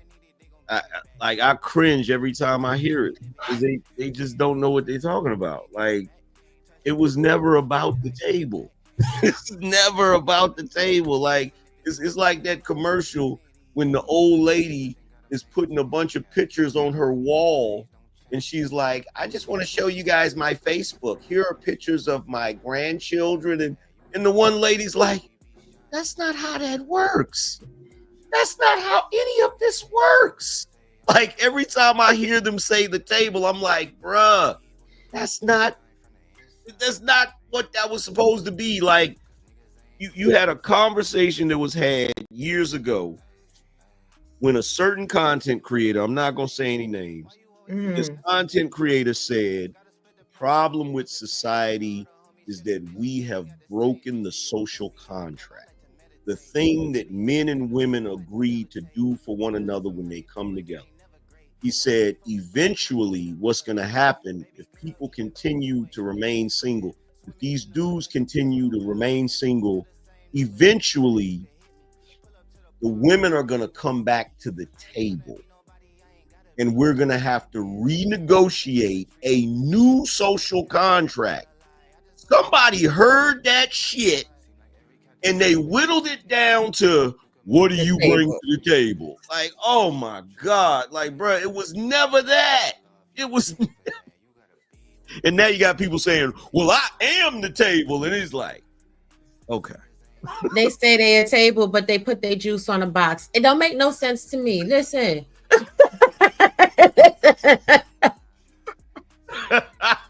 I be confused. It's like the chicks that say they a bad chick, and then their bed is on the floor. They don't even have a frame, or they sleeping on an air mattress.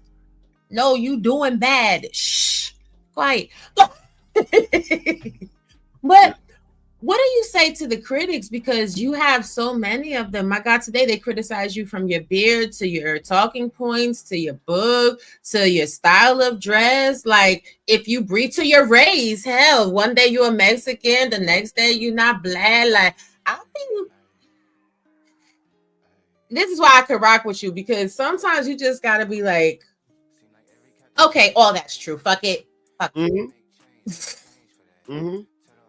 At this point, it doesn't bother me because I know that that is the hallmark of a loser. If a person watches you just to tell you that they don't like you, that person has some other psychological issues going on that they're not dealing with. And what they're doing is they're using you as their emotional outlet. They're using you to be, because look, this is one thing I found, you know, as the Angryman. Like when I first started, you know, and Izzy and his younger brother gave me that nickname, right? I was very angry. But you know what I figured out? The more I win, the less angry I am. The more that I accomplish things, the more it's impossible to continue to be angry and upset and frustrated when things are going right. So what that lets me know is whenever somebody jumps in the chat room to troll and say messed up stuff, it just lets me know your life sucks. And it's not because I just want to throw shots at you. It's because if your life didn't suck, you wouldn't feel the need to just sit around and talk crazy to somebody that's a perfect stranger that you don't know from a can of paint. Something's going on in your life that's frustrating the hell out of you, and you got to figure out some kind of way to get that shit off. And so the easiest way is to come to the internet and say it behind a icon, because you can't say it at your job because you'll get fired. You can't go off on your family because you'll get disinvited from the cookout. You can't say it to strangers because they'll beat you up. So you come to the internet and say it to whoever, you know, whoever you think is doing better than you, whoever you think has a smile on their face. You know, why do you have that smile and I don't? Let me talk shit to you. You shouldn't be smiling because you got a red beard. You shouldn't be smiling because you're old. You shouldn't be smiling because, you know, I don't like the way you dress. Like it's goofy. It's crazy. Like, and you know, there's always a hate campaign on me, and I be so confused because I'm like, I don't even got no views, right? I don't got no audience. I don't got no followers. Nobody be over here. I'm a big bag. I don't got nothing going on. I'm broke. I'm whatever you say. So why you focused on me? Exactly. There's something over here that got you all in your feelings. And I love when like they form together like Voltron and they think that that's supposed to stop a goddamn thing. You can't take a light from somebody that you didn't give them. It's the most oddest thing on social media. Yeah, but see, that's the reason why. Look, moths are attracted to a flame. You feel what I'm saying? Bugs are attracted to light. You feel me? So whenever somebody coming to bug you, you must be shining. You must be a light, because that's what bugs are attracted to. You feel me? They come and they fly around and buzz around the damn light and shit. You feel me? It's only when you turn off the light that they stop showing up. Exactly. Like, I promise you, if I lost all my haters today, my channel might die. Got like 20 haters. Only 20 people watch my videos. Y'all haters keep on coming now. Y'all keep on. Let me know how much you hate me every day. Appreciate y'all. Some look, some of my haters, it's the funniest thing in the world to me. They'll come over there and they'll be like, they'll drop a $2 super chat. You suck, angry man. Like, damn, you need to say that about 1,000 more times. Like that way. Say it a few more times with the $2. Listen, let me make you really laugh. So you remember I was telling you about the trademark, right? Mm-hmm. And how the person was trying to oppose me. Yeah. So I won. They was like, well, you just got a trademark. Show me the money that you've made. Show you what?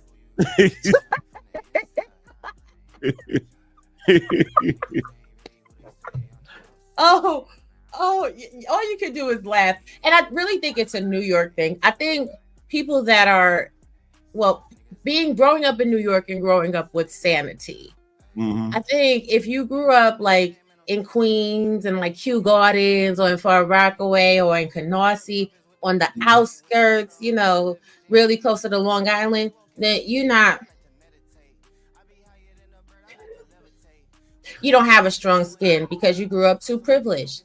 I think when you grow up in the grittiest parts of the city, you learn early on, like, all right, everybody's not going to like you. Yeah. You could be 5 years old trying to walk on the subway. You're going to get cursed out by a 75-year-old lady because you brushed her hand as you walk by. Why are you touching me? You learn this at like 4 or 5 years old. You're like, oh. Yeah. The fuck you too. But see, that's the really weird thing, especially here on the internet. The weirdest thing in the world to me is people who get extra sensitive over curse words. That's the weirdest thing in the world to me. Like, I've seen people use curse words as if it was your name.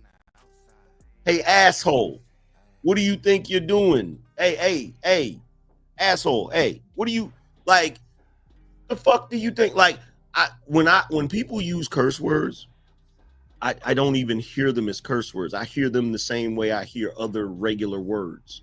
So if you said, what the hell are you doing? There's no difference in my mind to what the fuck are you doing? Or what do you think you're doing? It's no different. I don't hear it. Right. Yeah, I don't hear it, but everybody is like, why are you cursing? Why are you so animated? Why am I so passionate? Why do I talk with my hands? Why am I full of life? Is that what you're asking me? Because I'm alive. That's why. Like, I'm supposed to sit here like Ben Stein and Bueller. And you know what's crazy? People think that is the pinnacle of manliness, is to talk like a robot, like, just very even keel and, studious. Yes. Very matter of fact. Like, no. Don't feel bad. They do it to women too. Somebody said to me, well, you're always yelling and you're so thorough. Yes, I yell. I'm from New York and then I got a God mic. So it makes it worse. To stop talking to me.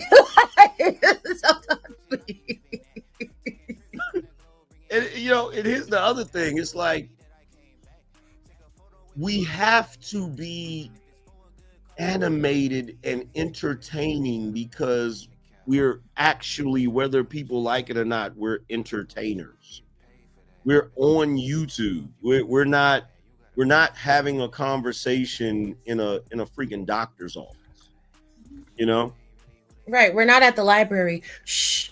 There are people reading. No, that's not what this is. Like, what I think it is people get jealous because they're not getting clipped up and nobody really turns into what they're saying.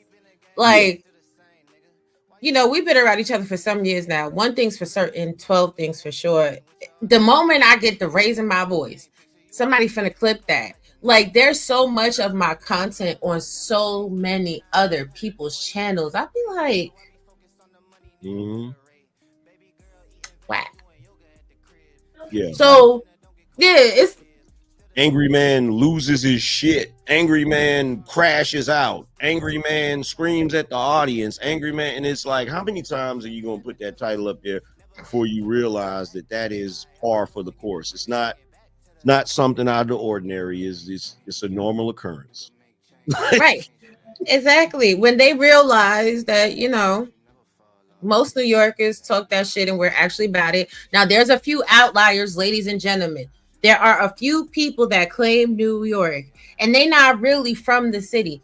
They ain't never spent no time in the projects. They ain't been on the 4, 5, or 6 train. They ain't never took the E or the F train. They ain't never took a ferry to Staten Island. They are firmly, for real, from upstate New York. They from like Saratoga, Buffalo. You understand what I'm saying? Binghamton and shit. And they trying to act like they really got that edge. They don't.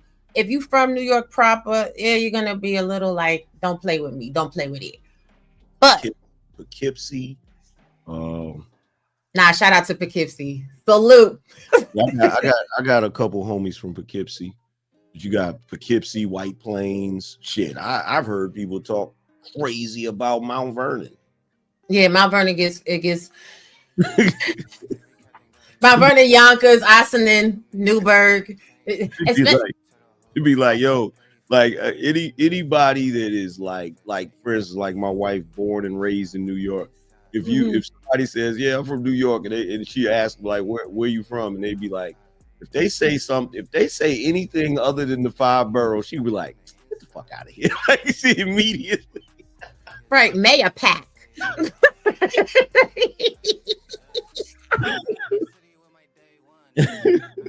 Oh shit.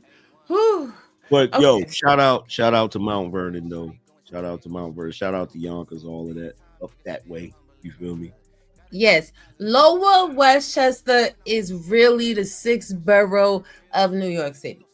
To be honest, just don't get stranded out there on a nighttime. Okay, don't miss the last train leaving with the Metro North because you stuck, and don't be there when there's no snow. You know, I fell down the train station stairs in Beacon train station. Word. Never again. And look, they do that in other places too. Like for instance, where your man is from, right? Mm-hmm. There are people that claim they are from Detroit, but they didn't really live in Detroit. They lived kind of on the outskirts, and you know what I'm saying? But if you're watching, Will, I would like to let you know that when I was living there, I actually lived in Detroit. You feel what I'm saying? Look at him. Red first. Yep. See, listen. Oh, they do that in Cali too. Like they swear to God they from LA, but they really be from like West Hollywood. Like, stop it. Yep. But now, what's one lesson you've learned from your journey as the Angryman that has had a profound impact on your personal life, though?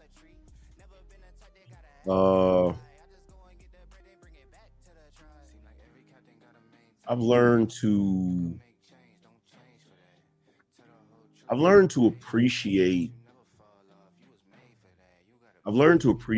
my personal life, the separation between YouTube and my personal life. You feel me? Because people on YouTube are crazy. People on YouTube are outrageous. You know what I'm saying? Like, and I don't know if a lot of people are doing that just because they feel comfortable. Because one of the things I keep hearing people say, oh, the internet is fake. I hate when people say that. And the reason why I hate when people say that is not because I don't know that certain parts of the internet is fake. It's because I believe the people that say that come to the internet to be fake. Mm-hmm. You feel what I'm saying? I agree. Yes. So it's like, it's too many people saying the internet is fake, which lets me know there are too many people coming to the internet to be fake, right? So my thing with being on YouTube consistently like this, it's like a breath of fresh air when you can unplug from YouTube and actually just live a normal life when you can. You feel what I'm saying? So that's the one thing, because one thing that YouTube has taught me, you gotta be really careful about who you interact with on YouTube, because there's so many snakes on YouTube that it's ridiculous. Bruh. It's ridiculous. Not even just snakes though. There are cloud chasers. There are people that will be in your face every day just simply because of your subscriber count. There's people that are Missy and Mexy and they want you to fight battles that they're scared to fight. There's people that are delusional. There's people that have like these parasocial relationships where they feel that like you're more closer entranced than you really are with one another. Like, I love my audience, and I know you really love and appreciate your audience as well. But like, you know, we entertainers, we provide a service. And then there's the capping, man. Oh my God. Bruh. There's too many people that be capping. Like, oh my God, they be lying their asses off. Look, when you come to YouTube, if you listen to everybody on YouTube as far as what they're like, YouTube is the personification of what people do on Instagram. But like, people on Instagram will show you the highlight reel of their life, right? Every day. People come to YouTube and they try to pretend that their entire life is a highlight reel. And you be looking at them like, bruh, let me tell you something. If you sit back and take that shit to heart and think these people really be living the lives that they claim they live in, you will think your life sucks. You feel me? And what you'll find out when you find out the truth, you'll find out, shit, I'm actually doing better than a lot of these individuals. Like, you'll figure that out real quick. You'll be like, man, there's a lot of capping going on. Like, stop the lying. Like, these niggas be lying, bruh. They do. They be going bankrupt, trying to put on fits, trying to get their hair done every day, trying to put on makeup, clothes, lashes, all of this and all that. I'm broke, baby. That's why when people say I live in Section 8, I do. I'm very, very poor. Please support the show by hitting the super chat or the cash app. Hit the like button and share us out. Like, I don't know what the hell people got going on, but. Please, even like when you do little stuff and you do share, like when you going on vacation with your family and you've shared, oh, he thinks he's all of that. When I show little stuff, like, you know what I'm saying, a little weekend at the cabin or whatever, oh, she didn't afford that. That's an Airbnb. If it is an Airbnb, like, you see my body. You see me. You're right. I don't know, because I never said I owned the cabin, but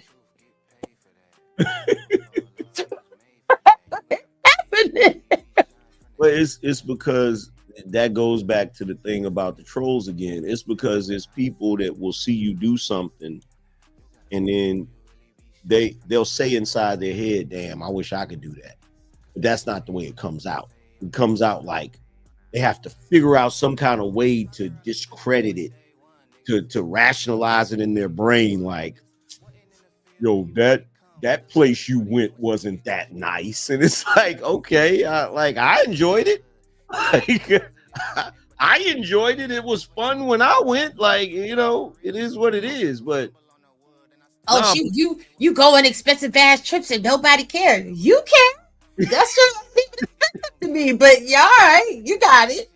Exactly. And you know what's crazy? What's crazy is I'll like, if I go somewhere, I'll have to remind myself that I'm a content creator and actually take pictures or record, because I'll be too busy having a good time. You know what I'm saying? Than to think about recording or taking pictures or whatever. It's like, look, for some of y'all haters, I ain't gonna lie, there's some things y'all missed out on. If I would have really took pictures, like, you'd have had a real reason to hate. But I don't be thinking about it. You know? You always gotta think about it like this. Everything you do for content is a tax write-off. So what I do when I travel, I just do a couple minutes, like when I first get to the spot or whatever, and I maybe will do like a minute or two, like if I go to a specific restaurant or doing something like that, and then I enjoy the rest of my time because it's part of the business. Now everything I spend for those expensive ass trips, it comes back on the tax return and it gives me a credit against what I had to pay. See, this is another thing that people don't understand. When you actually make money in your business, you're not getting a tax return, ladies and gentlemen. Yeah. That's the true mark of success. The true mark of success is that first year where you get that notice from the IRS. Hey, motherfucker. Hey, motherfucker.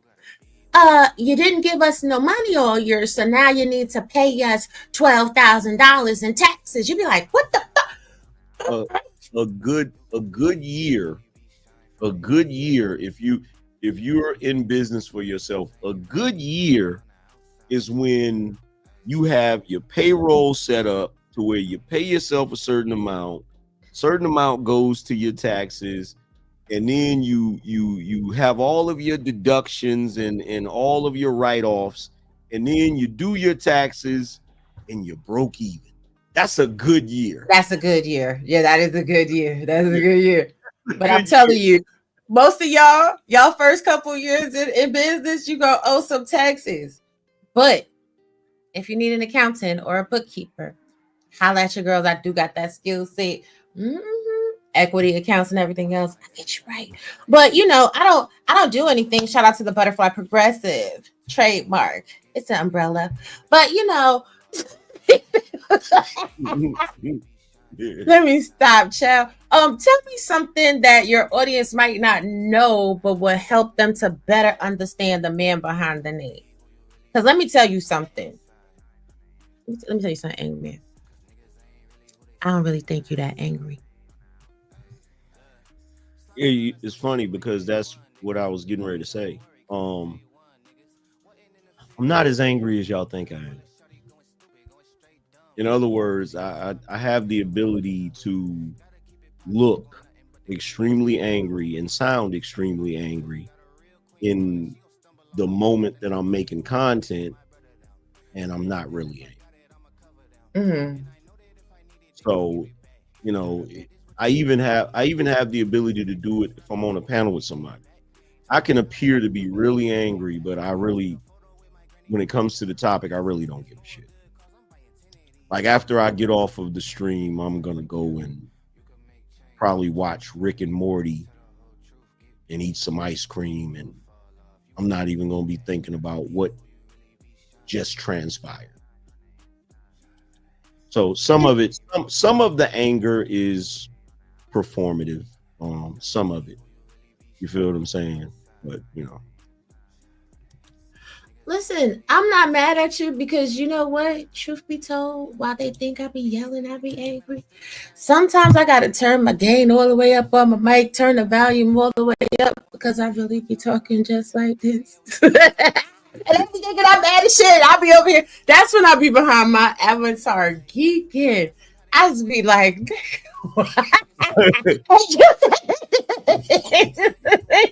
I laugh. I'm like, yeah. Because the horrible thing about me, I'm gonna tell y'all something about me. It tickles me pink when someone claims all type of crazy stuff out their mouth.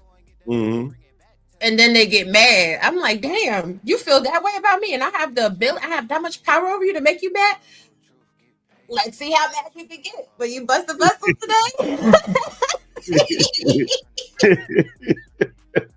today. But see, they never been in that situation. When you was a kid and somebody thought that they could try to get on your nerves, and then you purposely do stuff to get them mad. You know how to push their buttons, like get mad. You know what I'm saying? Yeah. And then they go off like there's a content creator. I'm not gonna say his name. I'll just say that he has the name of a woman, right?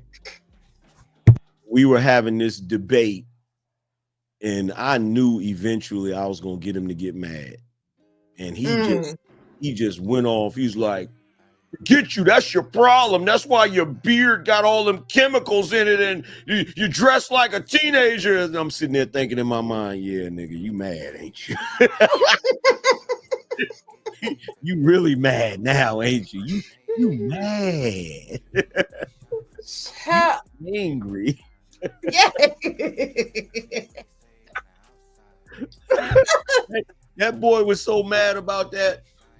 You ran over to his channel. I didn't even see it. He must have did it a few days later. You ran over to his channel and he did a top 10 list of most unattractive YouTubers and put me on the list. And I'm like, you really mad?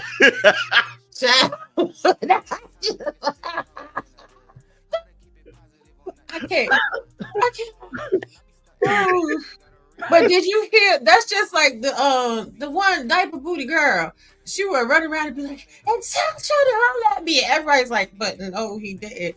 She's a big back. Yeah, she's a big back, and she got him. He try to holler at you. Allegedly, he ain't choose you. You just telling people that you lost to a big back. You running around saying that like, I'm a rub it in your face every day. Yeah, you so mad. Nah, why am I mad? And look, yeah, Will, he rated me and BMU. Yeah, both of us on the list, because that's how I found out about it. BMU told me. I was like, wow, really? Wow. You big man. I can't argue with you.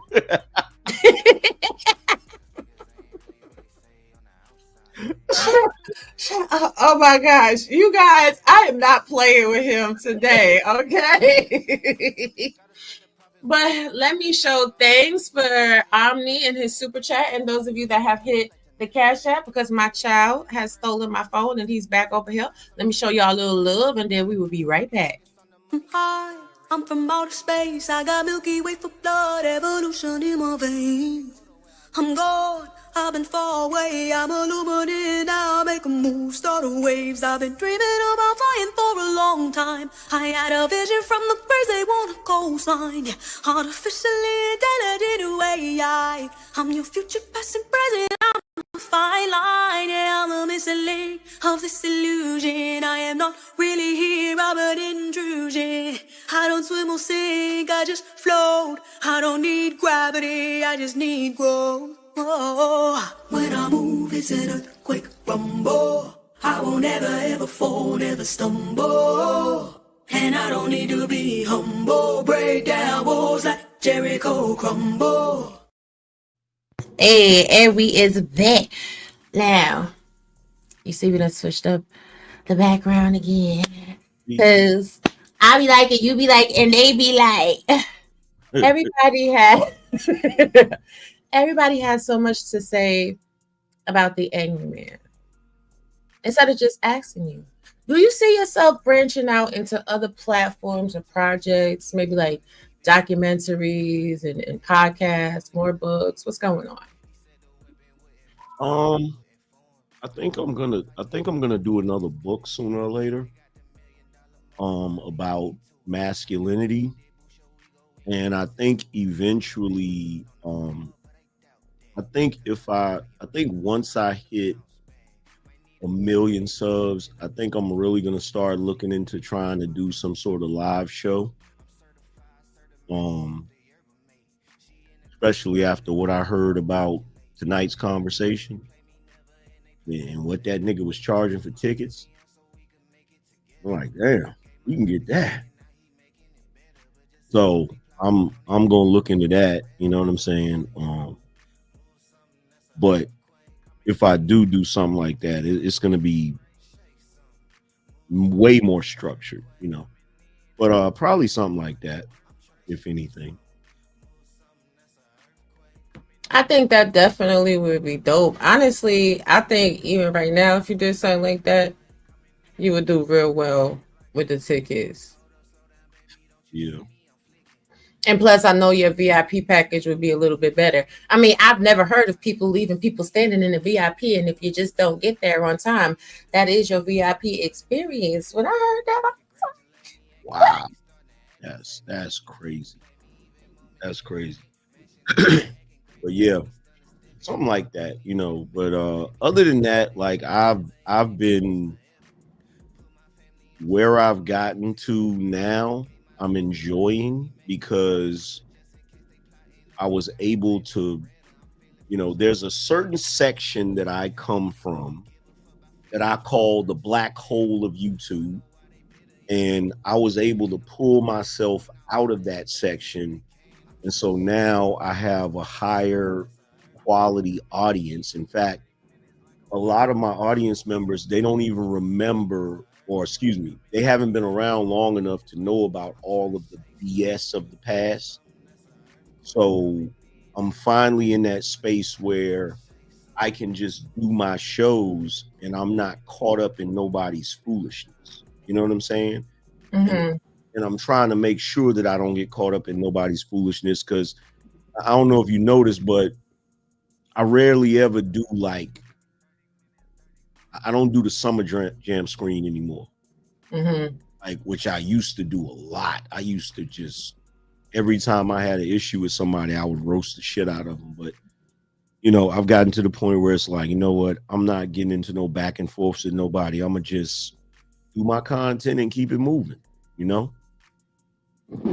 I know. See, I aspire to be like you one day. That's my plan for 2025. To like stop dragging these hoes because it's too easy. But see, it's a process. Like I drag them and then I put it behind members so that, you know, people can join the membership if they want to see the drags and the beats, because it's the audacity for me sometimes. That's the audacity. Listen. I'll send you. Well, you in the membership, you'll see some things, honey. One of them looked like Rerun. Talk about some. She looked better than me, and I was like, where? Not Rerun. Yeah. every time I hear Rerun's name, I think about that episode of Martin. And what would you do? What would happen if you actually came to my house? I would probably get sprayed. You remember that from Martin? He said, how many times have I invited you to my house, Rerun? Millions of times. And how many times have you actually been to my house? None. Oh, child, I can't. But I'm not playing with you. You know, I'm doing better. I am. I have cut down the drama like 85%. I think this last little volley, I had to just, well, I didn't really have to. I wanted to, because honestly, winning that trademark, it changed everything. It let me know like the importance of patience, and that everything's not going to happen when you want it to, but when it's for you and it's yours, the win is already guaranteed. You just sometimes got to wait for it. Yeah. I mean, it takes a while. Trust me. It took me a while. It took me a while to stop, you know, to stop feeling that natural urge. Because, you know, in real life, when somebody come for you, if you don't say something or do something, it just invites more people to do it. But on YouTube, I'm realizing, like, when you start responding to people, it you know, you might fuck around and make them famous. That's the only thing about it. You know what I'm saying? So like now, especially that my channel has got more visibility and more subs, like I gotta be careful who I go at, because I'm not trying to turn a hater into a famous nigga. You know what I'm saying? Exactly. And it's funny you said that, because I was just saying that to Sel the other day. Like, these people really be trying to build clout off of their feelings. And it's crazy because once you get into a thing, you start to realize just how many people are bothered by you. And you be like, damn, clearly I'm more relevant than I thought that I was, because the haters, they come together as an amalgamation of dumpster juice and things are ridiculous, and rat droppings, like, and they form a gelatinous mass, and they're like, yes, come in, let us embrace you. It's a trap. Don't do it. I don't.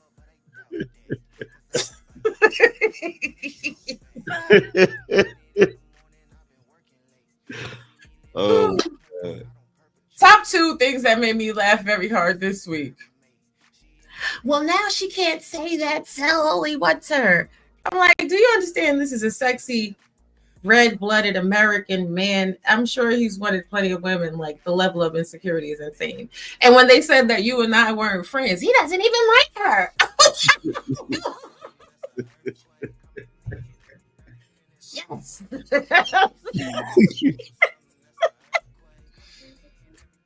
You can't make this up. People are nuts, okay? Y'all take heed the message and who's delivering it. Now, when it's all said and done, Angryman, what do you want people to remember about the Angryman and your contributions?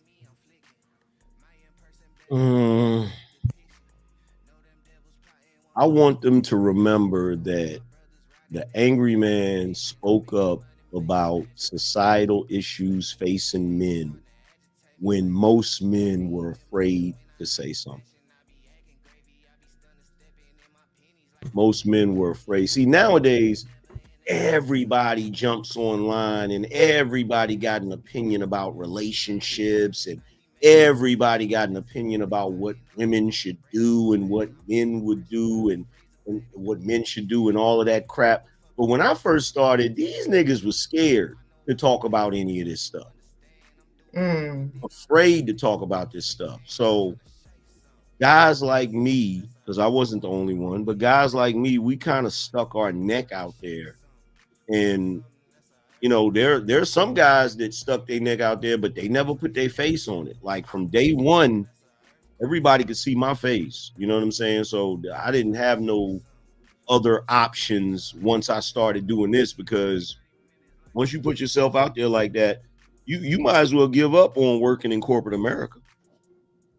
Talking about certain topics on YouTube, like that's a wrap, bro. You're not gonna be able to. You put your face on it, nah. You're not getting no job in corporate America or certain places, because all they're gonna do is somebody is gonna recognize you from YouTube and they're gonna say, look at what his opinion is on this, and you know you're not gonna get the job or whatever. But the thing that I just want everybody to remember is that there were a lot of dudes, a lot of black men that was going through a lot of goofy shit, because at the beginning, when you had the Manosphere was predominantly white males. And if you tried to talk about black male topics on their platforms, they would kind of shut it down. They didn't really want to talk about things that were specific to black men. And so, you know, it got to the point where I was like, well, you know what? We ain't gotta be over there on their platforms talking about our topics. We can talk about our own topics on our own platforms, you know? So, you know, the guys like, you know, Rollo Tomasi and all of those different guys, they addressed men's issues, but their issues aren't always the same as black men's issues. You know? That's very much true. Now, I know it's been a touchy subject where people feel like, you know, you're the godfather of that sector. Would you say that you are still wearing that hat? And if so, where do you see that space growing? Honestly, I never had the hat. Never had it. When it all first started, I was viewed as one of the people that was a prominent name. Because the funniest thing about it is my name was bigger than my following. My name was bigger than, because even back when I had 20,000 subs, everybody knew who I was, even though, which was very confusing to me, because everybody knew who I was, but the views and the sub count wasn't matching up with it, right? And which is really weird, because it makes me wonder why certain people never hit me up for interviews and things like that. But and I have my suspicions as to why. But once Kevin became super popular, you know, they gave him the title of Godfather or whatever, right? Mm-hmm. And at one point, they started talking about the big three, which was me and two other guys that I won't name. And then they started saying, "Oh, you're one of the founders of the Black Manosphere," and all of that. But in honesty, they'll say that about me because it's just a fact. It's not something that people can pretend didn't happen, but it's something that they very much don't want to give me. And the reason why is because I wasn't one of the guys that was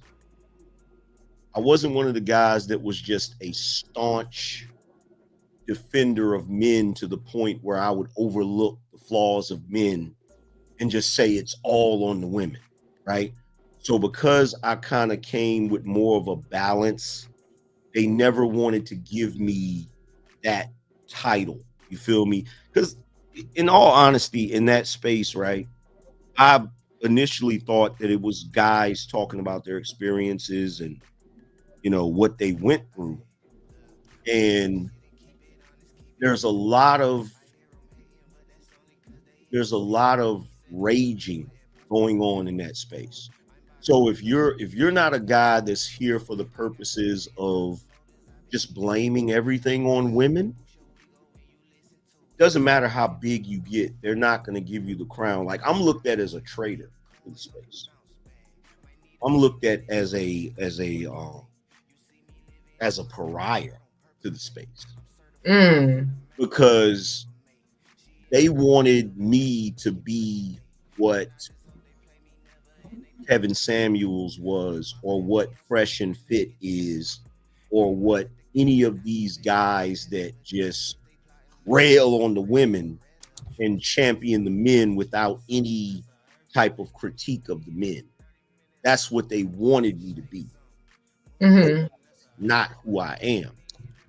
And so because they have that mentality, it's like I kind of got rejected at some point. I think it was around 2017 where dudes started, you know, we're not gonna rock with this dude. This is where like a lot of the flagging campaigns came from, and you know, the dudes running behind the scenes telling people not to interview me and all of that goofy shit. You feel me? So it really, and I ain't gonna front,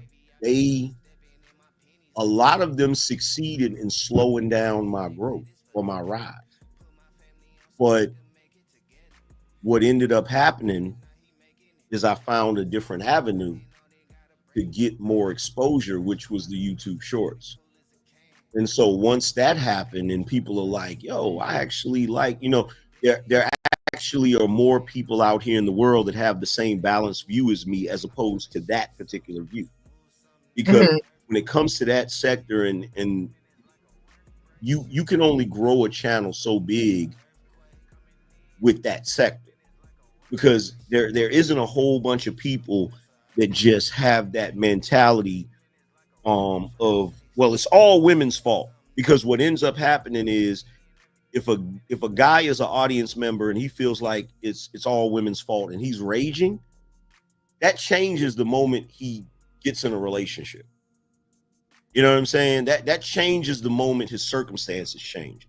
So what ends up happening is you can only grow your channel to a certain degree if that's your mentality, which is the problem that a lot of dudes are facing. The only reason, and this is what's so funny, it's weird because people don't recognize it for what it is. Kevin's channel didn't blow up because of the men. It blew up because of the women. You feel what I'm saying? So when it comes to that sector, you can only grow your channel so big with that particular audience, because that audience, unfortunately, it's a lot of men that are angry and frustrated, and they're raging because of circumstances of mating and dating nowadays. And I'm not taking anything away from it. They have every right to be upset, but them being upset is supposed to be a phase. It's supposed to be a phase that they go through. And then after that phase is over, they're supposed to move into a different phase, which is a little more balanced. But a lot of them never do. You feel what I'm saying? So I'm pretty sure a lot of them are upset about my channel growth in the fact that I was able to get around because basically what niggas did to me, they did the same shit to me that Irv Gotti and them did to 50 Cent. They tried to blackball, but just like 50 Cent, you're blackballing me in New York, but what happens when somebody outside of New York thinks I'm hot? You feel what I'm saying? So it's like you're blackballing me in the space, but what happens when people outside the space see me and they like what I'm saying? Then you get a certain level of growth that doesn't come from that space, you know? Exactly. And you know, what I find on YouTube is it becomes the hood. Mm-hmm. We used to go in to check in on, you know what I'm saying, Scar, used to go in to check in on Papo, used to check in on Shirley or whatever else, and this becomes your routine. And then you really get stuck because your content starts to mirror each other. Like when I look in certain spaces, there is no difference in the content, even down to the thumbnails. I be looking at the thumbnail, I'm like, damn, who channel I'm at? Because I click on the video, it's the same people on everybody's panel and whatever else. That's why you see, like, for the past 6 months to a year, I've been kind of real exclusive about whose panels I pop up on and where I be at. Because I'd rather be building my channel over here by myself. Yeah. Than just, you know what I'm saying, building or adding to other people's content all the time and they're not adding back to mine, or it just sounds like the same echo chamber. Yeah. And salute to you, because you always have been an influence. Even when we fight, I be like, oh, all right, this is some moves I need to be on, or you know what I'm saying, whatever like that. Mm-hmm. And see, it's like it's like everybody always asks me about the Black Manosphere and what I think about it and all of those different things. And it's weird for me because I feel like Dr. Dre being asked about Death Row. You feel what I'm saying? It's like, okay, you know what? I played a huge role in building it, but once I saw it going in a direction that I didn't like, I just walked away from it. You know what I'm saying? It's not that I hate it. It's not that I want to do anything to dismantle it. I just did not like the direction it was going in. And so I just walked away from it. And when you're Dr. Dre, you can do that because you're the talent. You know what I'm saying? It's not tragic to walk away from something that you helped build because you can always build something else. You know what I'm saying? Because like that was my thing. It's like I'm not gonna fight with y'all over the title of king because I didn't want to be a king of this space in the first place. Mm-hmm. You know, I didn't have the mentality of I want to be top dog. I wanted there to be multiple guys that contributed something to the space that would take it to the next level. But you got too many guys that got the big man complex. They want to be the head honcho. King of the Hill. Mm-hmm. King of the Hill. Because even when Kevin became King of the Hill, they didn't like it. They just had to accept it. They had to accept it because he got so freaking big, they couldn't do anything with it. They just had to say, okay, you know what? He's the Godfather. They had to accept it. You feel what I'm saying? Now with me, they'll never accept it because I hold them too accountable. You understand what I'm saying? I hold the men too accountable. So it's like, you know, we can't rock with that because you be trying to tell the men that we need to do X, Y, Z. And I'm like, you do need to do X, Y, Z because you're part of the problem. You're part of the problem when you have guys talking about some, well, what's wrong with being average? But you want the baddest chick in the world. How you gonna be average and get the baddest chick in the world?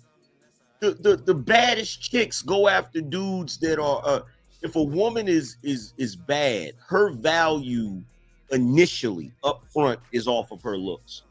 So guess what? If she is a very gorgeous woman, she's gonna trade that for a guy that's massively successful. Why would she trade that for a guy that's average? It doesn't make any sense. So to me, it's like, okay, if that's your goal, if you want a trophy wife, you got to be a dude that wins a championship. Very true. You feel me? But if you want to be a regular guy, then date a regular woman. Nothing wrong with it. You feel what I'm saying? Like, figure out what your lane is and get in it. But dudes want more than what they're willing to put in. You know what I'm saying? So when I start talking like that, you know, dudes lose their mind. They like, oh my God, like, what? Whose side are you on? You know what I'm saying? How dare you? How dare you say let's all pick our asses up and do something better? Like, oh yep. no. Yep. Chat. Okay. Yep. So and like recently, Coach Greg Adams, like, he did a video where he talked about it. He said what really dismantled and destroyed the space is all of the guys that are constantly raging, and they just don't know how to transition from the rage part to being normal with a little more discernment, you know. Mm-hmm. So that's true, but I'm not gonna hold you up too much longer because I know you got things to do, and I definitely appreciate your time. And you going live and shout me out on your channel. I appreciate that. Thank you, my good brother. But what do you want to say to your loyal supporters who stood by you throughout the whole journey, from the beginning to infinity and beyond? Well, I appreciate them sticking it out with me, even though I know people were telling them the contrary. People were saying, "Oh, you had countless people saying, "Oh, Angryman fell off, Angryman washed up, Angryman this, Angryman that." But they don't realize I never did this for the purpose of becoming a celebrity. I never did this for the purpose of clout. I never did this for the purpose of being the biggest person on YouTube. I did it because it was something I genuinely believed in. Mm-hmm. And I knew that there were other guys out there that were experiencing what I went through. And because I know that they also were wondering what I'm going through. Is this something that everybody else goes through, or am I just crazy? Mm-hmm. And I knew that there were other guys that probably felt that way. And whenever you're going through something, especially if there are people gaslighting you about it, and it's making your life miserable, you have the experience that's making your life miserable, but you second guessing whether or not what you're going through is a common thing also makes you miserable, because it puts you in a space where you feel alone, right? And it's something that I'm not going to say for a definite fact that women don't experience it. Some may experience it, but typically women will have like a much better support system with each other. With men, we walk around with whatever we're going through and we try to hide it from everybody because we think it's not masculine to let everybody know what we're going through, right? So you have these guys that end up living these lives where they're going through all of this BS and they never tell anybody about it. So me coming online talking about it, I feel like it did a couple of things. It let other guys know that they weren't alone. They weren't the only ones that were going through it. And me being vulnerable enough to talk about it, I wanna believe it gives them more license to be vulnerable too, and just say, yeah, man, I went through the same thing. You know what I'm saying? So that dudes could actually be able to cope with it. So that was my whole purpose. My whole purpose was to try to help as many guys, you know, that were going through those experiences, and it ends up working twofold for me, because me talking about it helped me, and them hearing me talk about it helped them. So it's a situation where it's this sort of symbiotic relationship where we're actually helping each other so that we can all be better. You know what I'm saying? And the you know the plus or the bonus to it was I was able to make a living out of it. The bonus is, you know, I did get a level of notoriety where somebody will walk up to me and shake my hand and tell me they appreciate my content. So that's really, you know, what I did it for. You feel what I'm saying? And I don't think I would have gotten here as far as the growth that I have if it wasn't something that I genuinely was passionate about. You know what I'm saying? As opposed to just something I just want to do to make money, or something I just want to do because I want to get clout or I want to be famous. You feel me?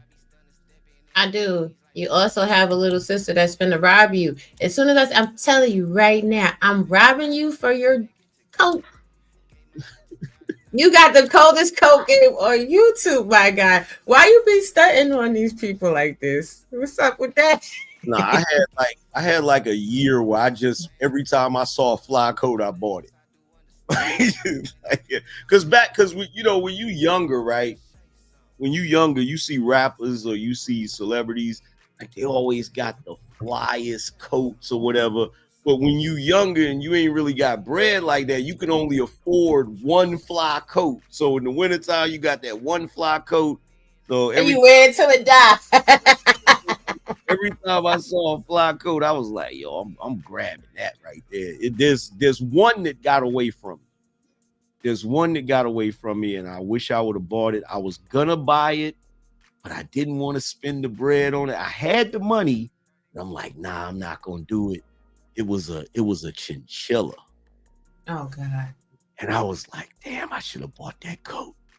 Because nobody would have been able to tell you nothing if you was running. Oh God. I was like, yo, I should have bought it, but I didn't buy it, and I let it get away from me. It's the one coat that got away. You gonna find it again. Ooh, we ain't over here bothering nobody, saying nobody dressed better than nobody. Yeah, don't do that, because they always be trying to compare me to him. Like, yo, I've seen him wear some fly stuff, so I'm not gonna do that to him. You feel me? But that's the other thing that people do, and that's the one thing that trips me out more than anything in this world. It's like dudes will be like, yo, why don't you dress your age? You dress like you're young and this, and I'm sitting there thinking to myself, like, bro, I go to New York and I get compliments on what I wear from grown people. You know what I'm saying? From adults. All right. So my thing is, just say you're mad that my shit is fly and you can't find it. Because I think that's what it is. I think it's some folks that be like, damn, where did he get that hoodie from? Just say that. Like, just say that. Now that's what you should do. What's that? Like a little open a haberdashery. Oh, you mean like a little boutique? Yeah. It's possible. You know, I've been trying to tell you little stuff you should do with your merch. You were bubbled off. Been telling you for years, but you hard-headed. You need all type of stuff. You need Angryman cigars. You need Angryman glasses, shots, cups, all type of things. I want to figure out how to get into the cigar thing and the liquor thing. Oh, hell yeah. Listen, did you get some of that Le Portier? Yeah. How is it? I haven't even opened it yet. Oh, see, playing. Yeah, like somebody gave it to me, and I said I was like, I ain't gonna open it right away. If I'd opened it when I first got it, it'd be gone. It'd be gone. You gonna save it for the million subscriber celebration? Yeah, I'm gonna save it. Now you got to start prepping for that million subscriber celebration right now. You got to start reaching out to Uncle Shannon, because if you have Uncle Shannon on your show for the million subscriber celebration while you drinking Le Portier, my God, that would be insane. Mm-hmm. That would be awesome. See, listen, y'all don't really know. I'm really an ideas girl. I be over here chilling. I've really been being lazy. I've had a lot of things to do, but now we working. We in business. Word. Oh, child. But last question of the night. Well, actually, first of all, do you want to drop the link and let a couple of your fans maybe come up and ask a random question? Nah. Okay. Sorry, guys. I already know. It's somebody lurking that want to come up here and say something stupid. Like, nah, I'm good. Well, I would give you the Summer Jam screen. And beyond the name and the brand, how would you describe who the Angryman truly, truly is?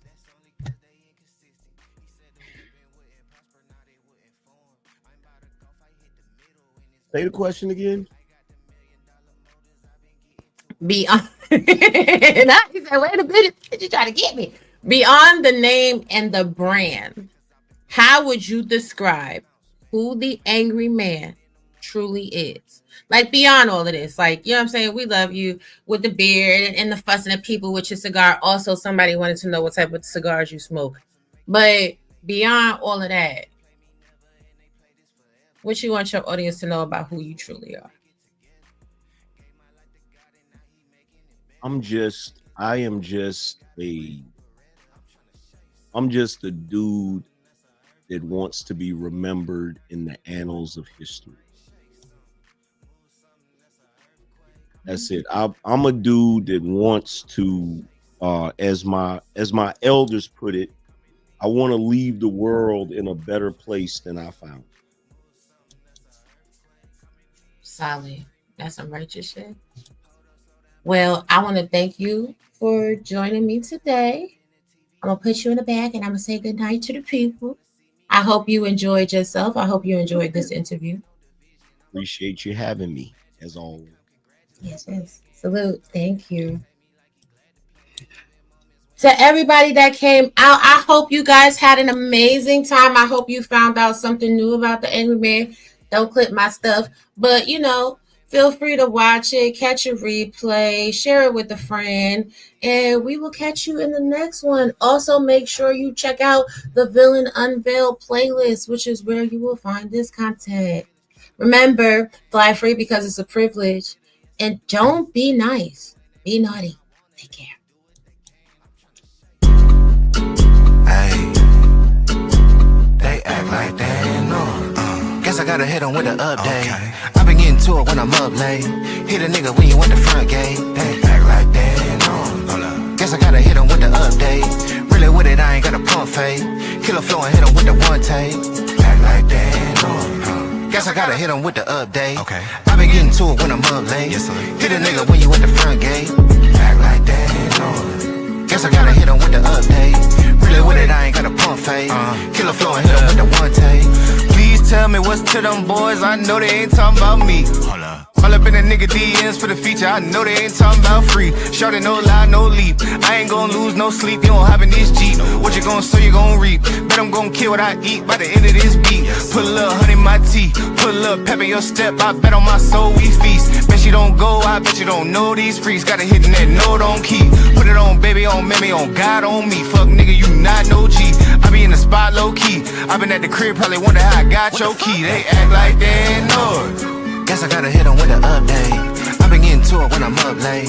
Hit a nigga when you at the front gate. They act like they know. Guess I gotta hit them with the update. Really with it, I ain't got a pump fade.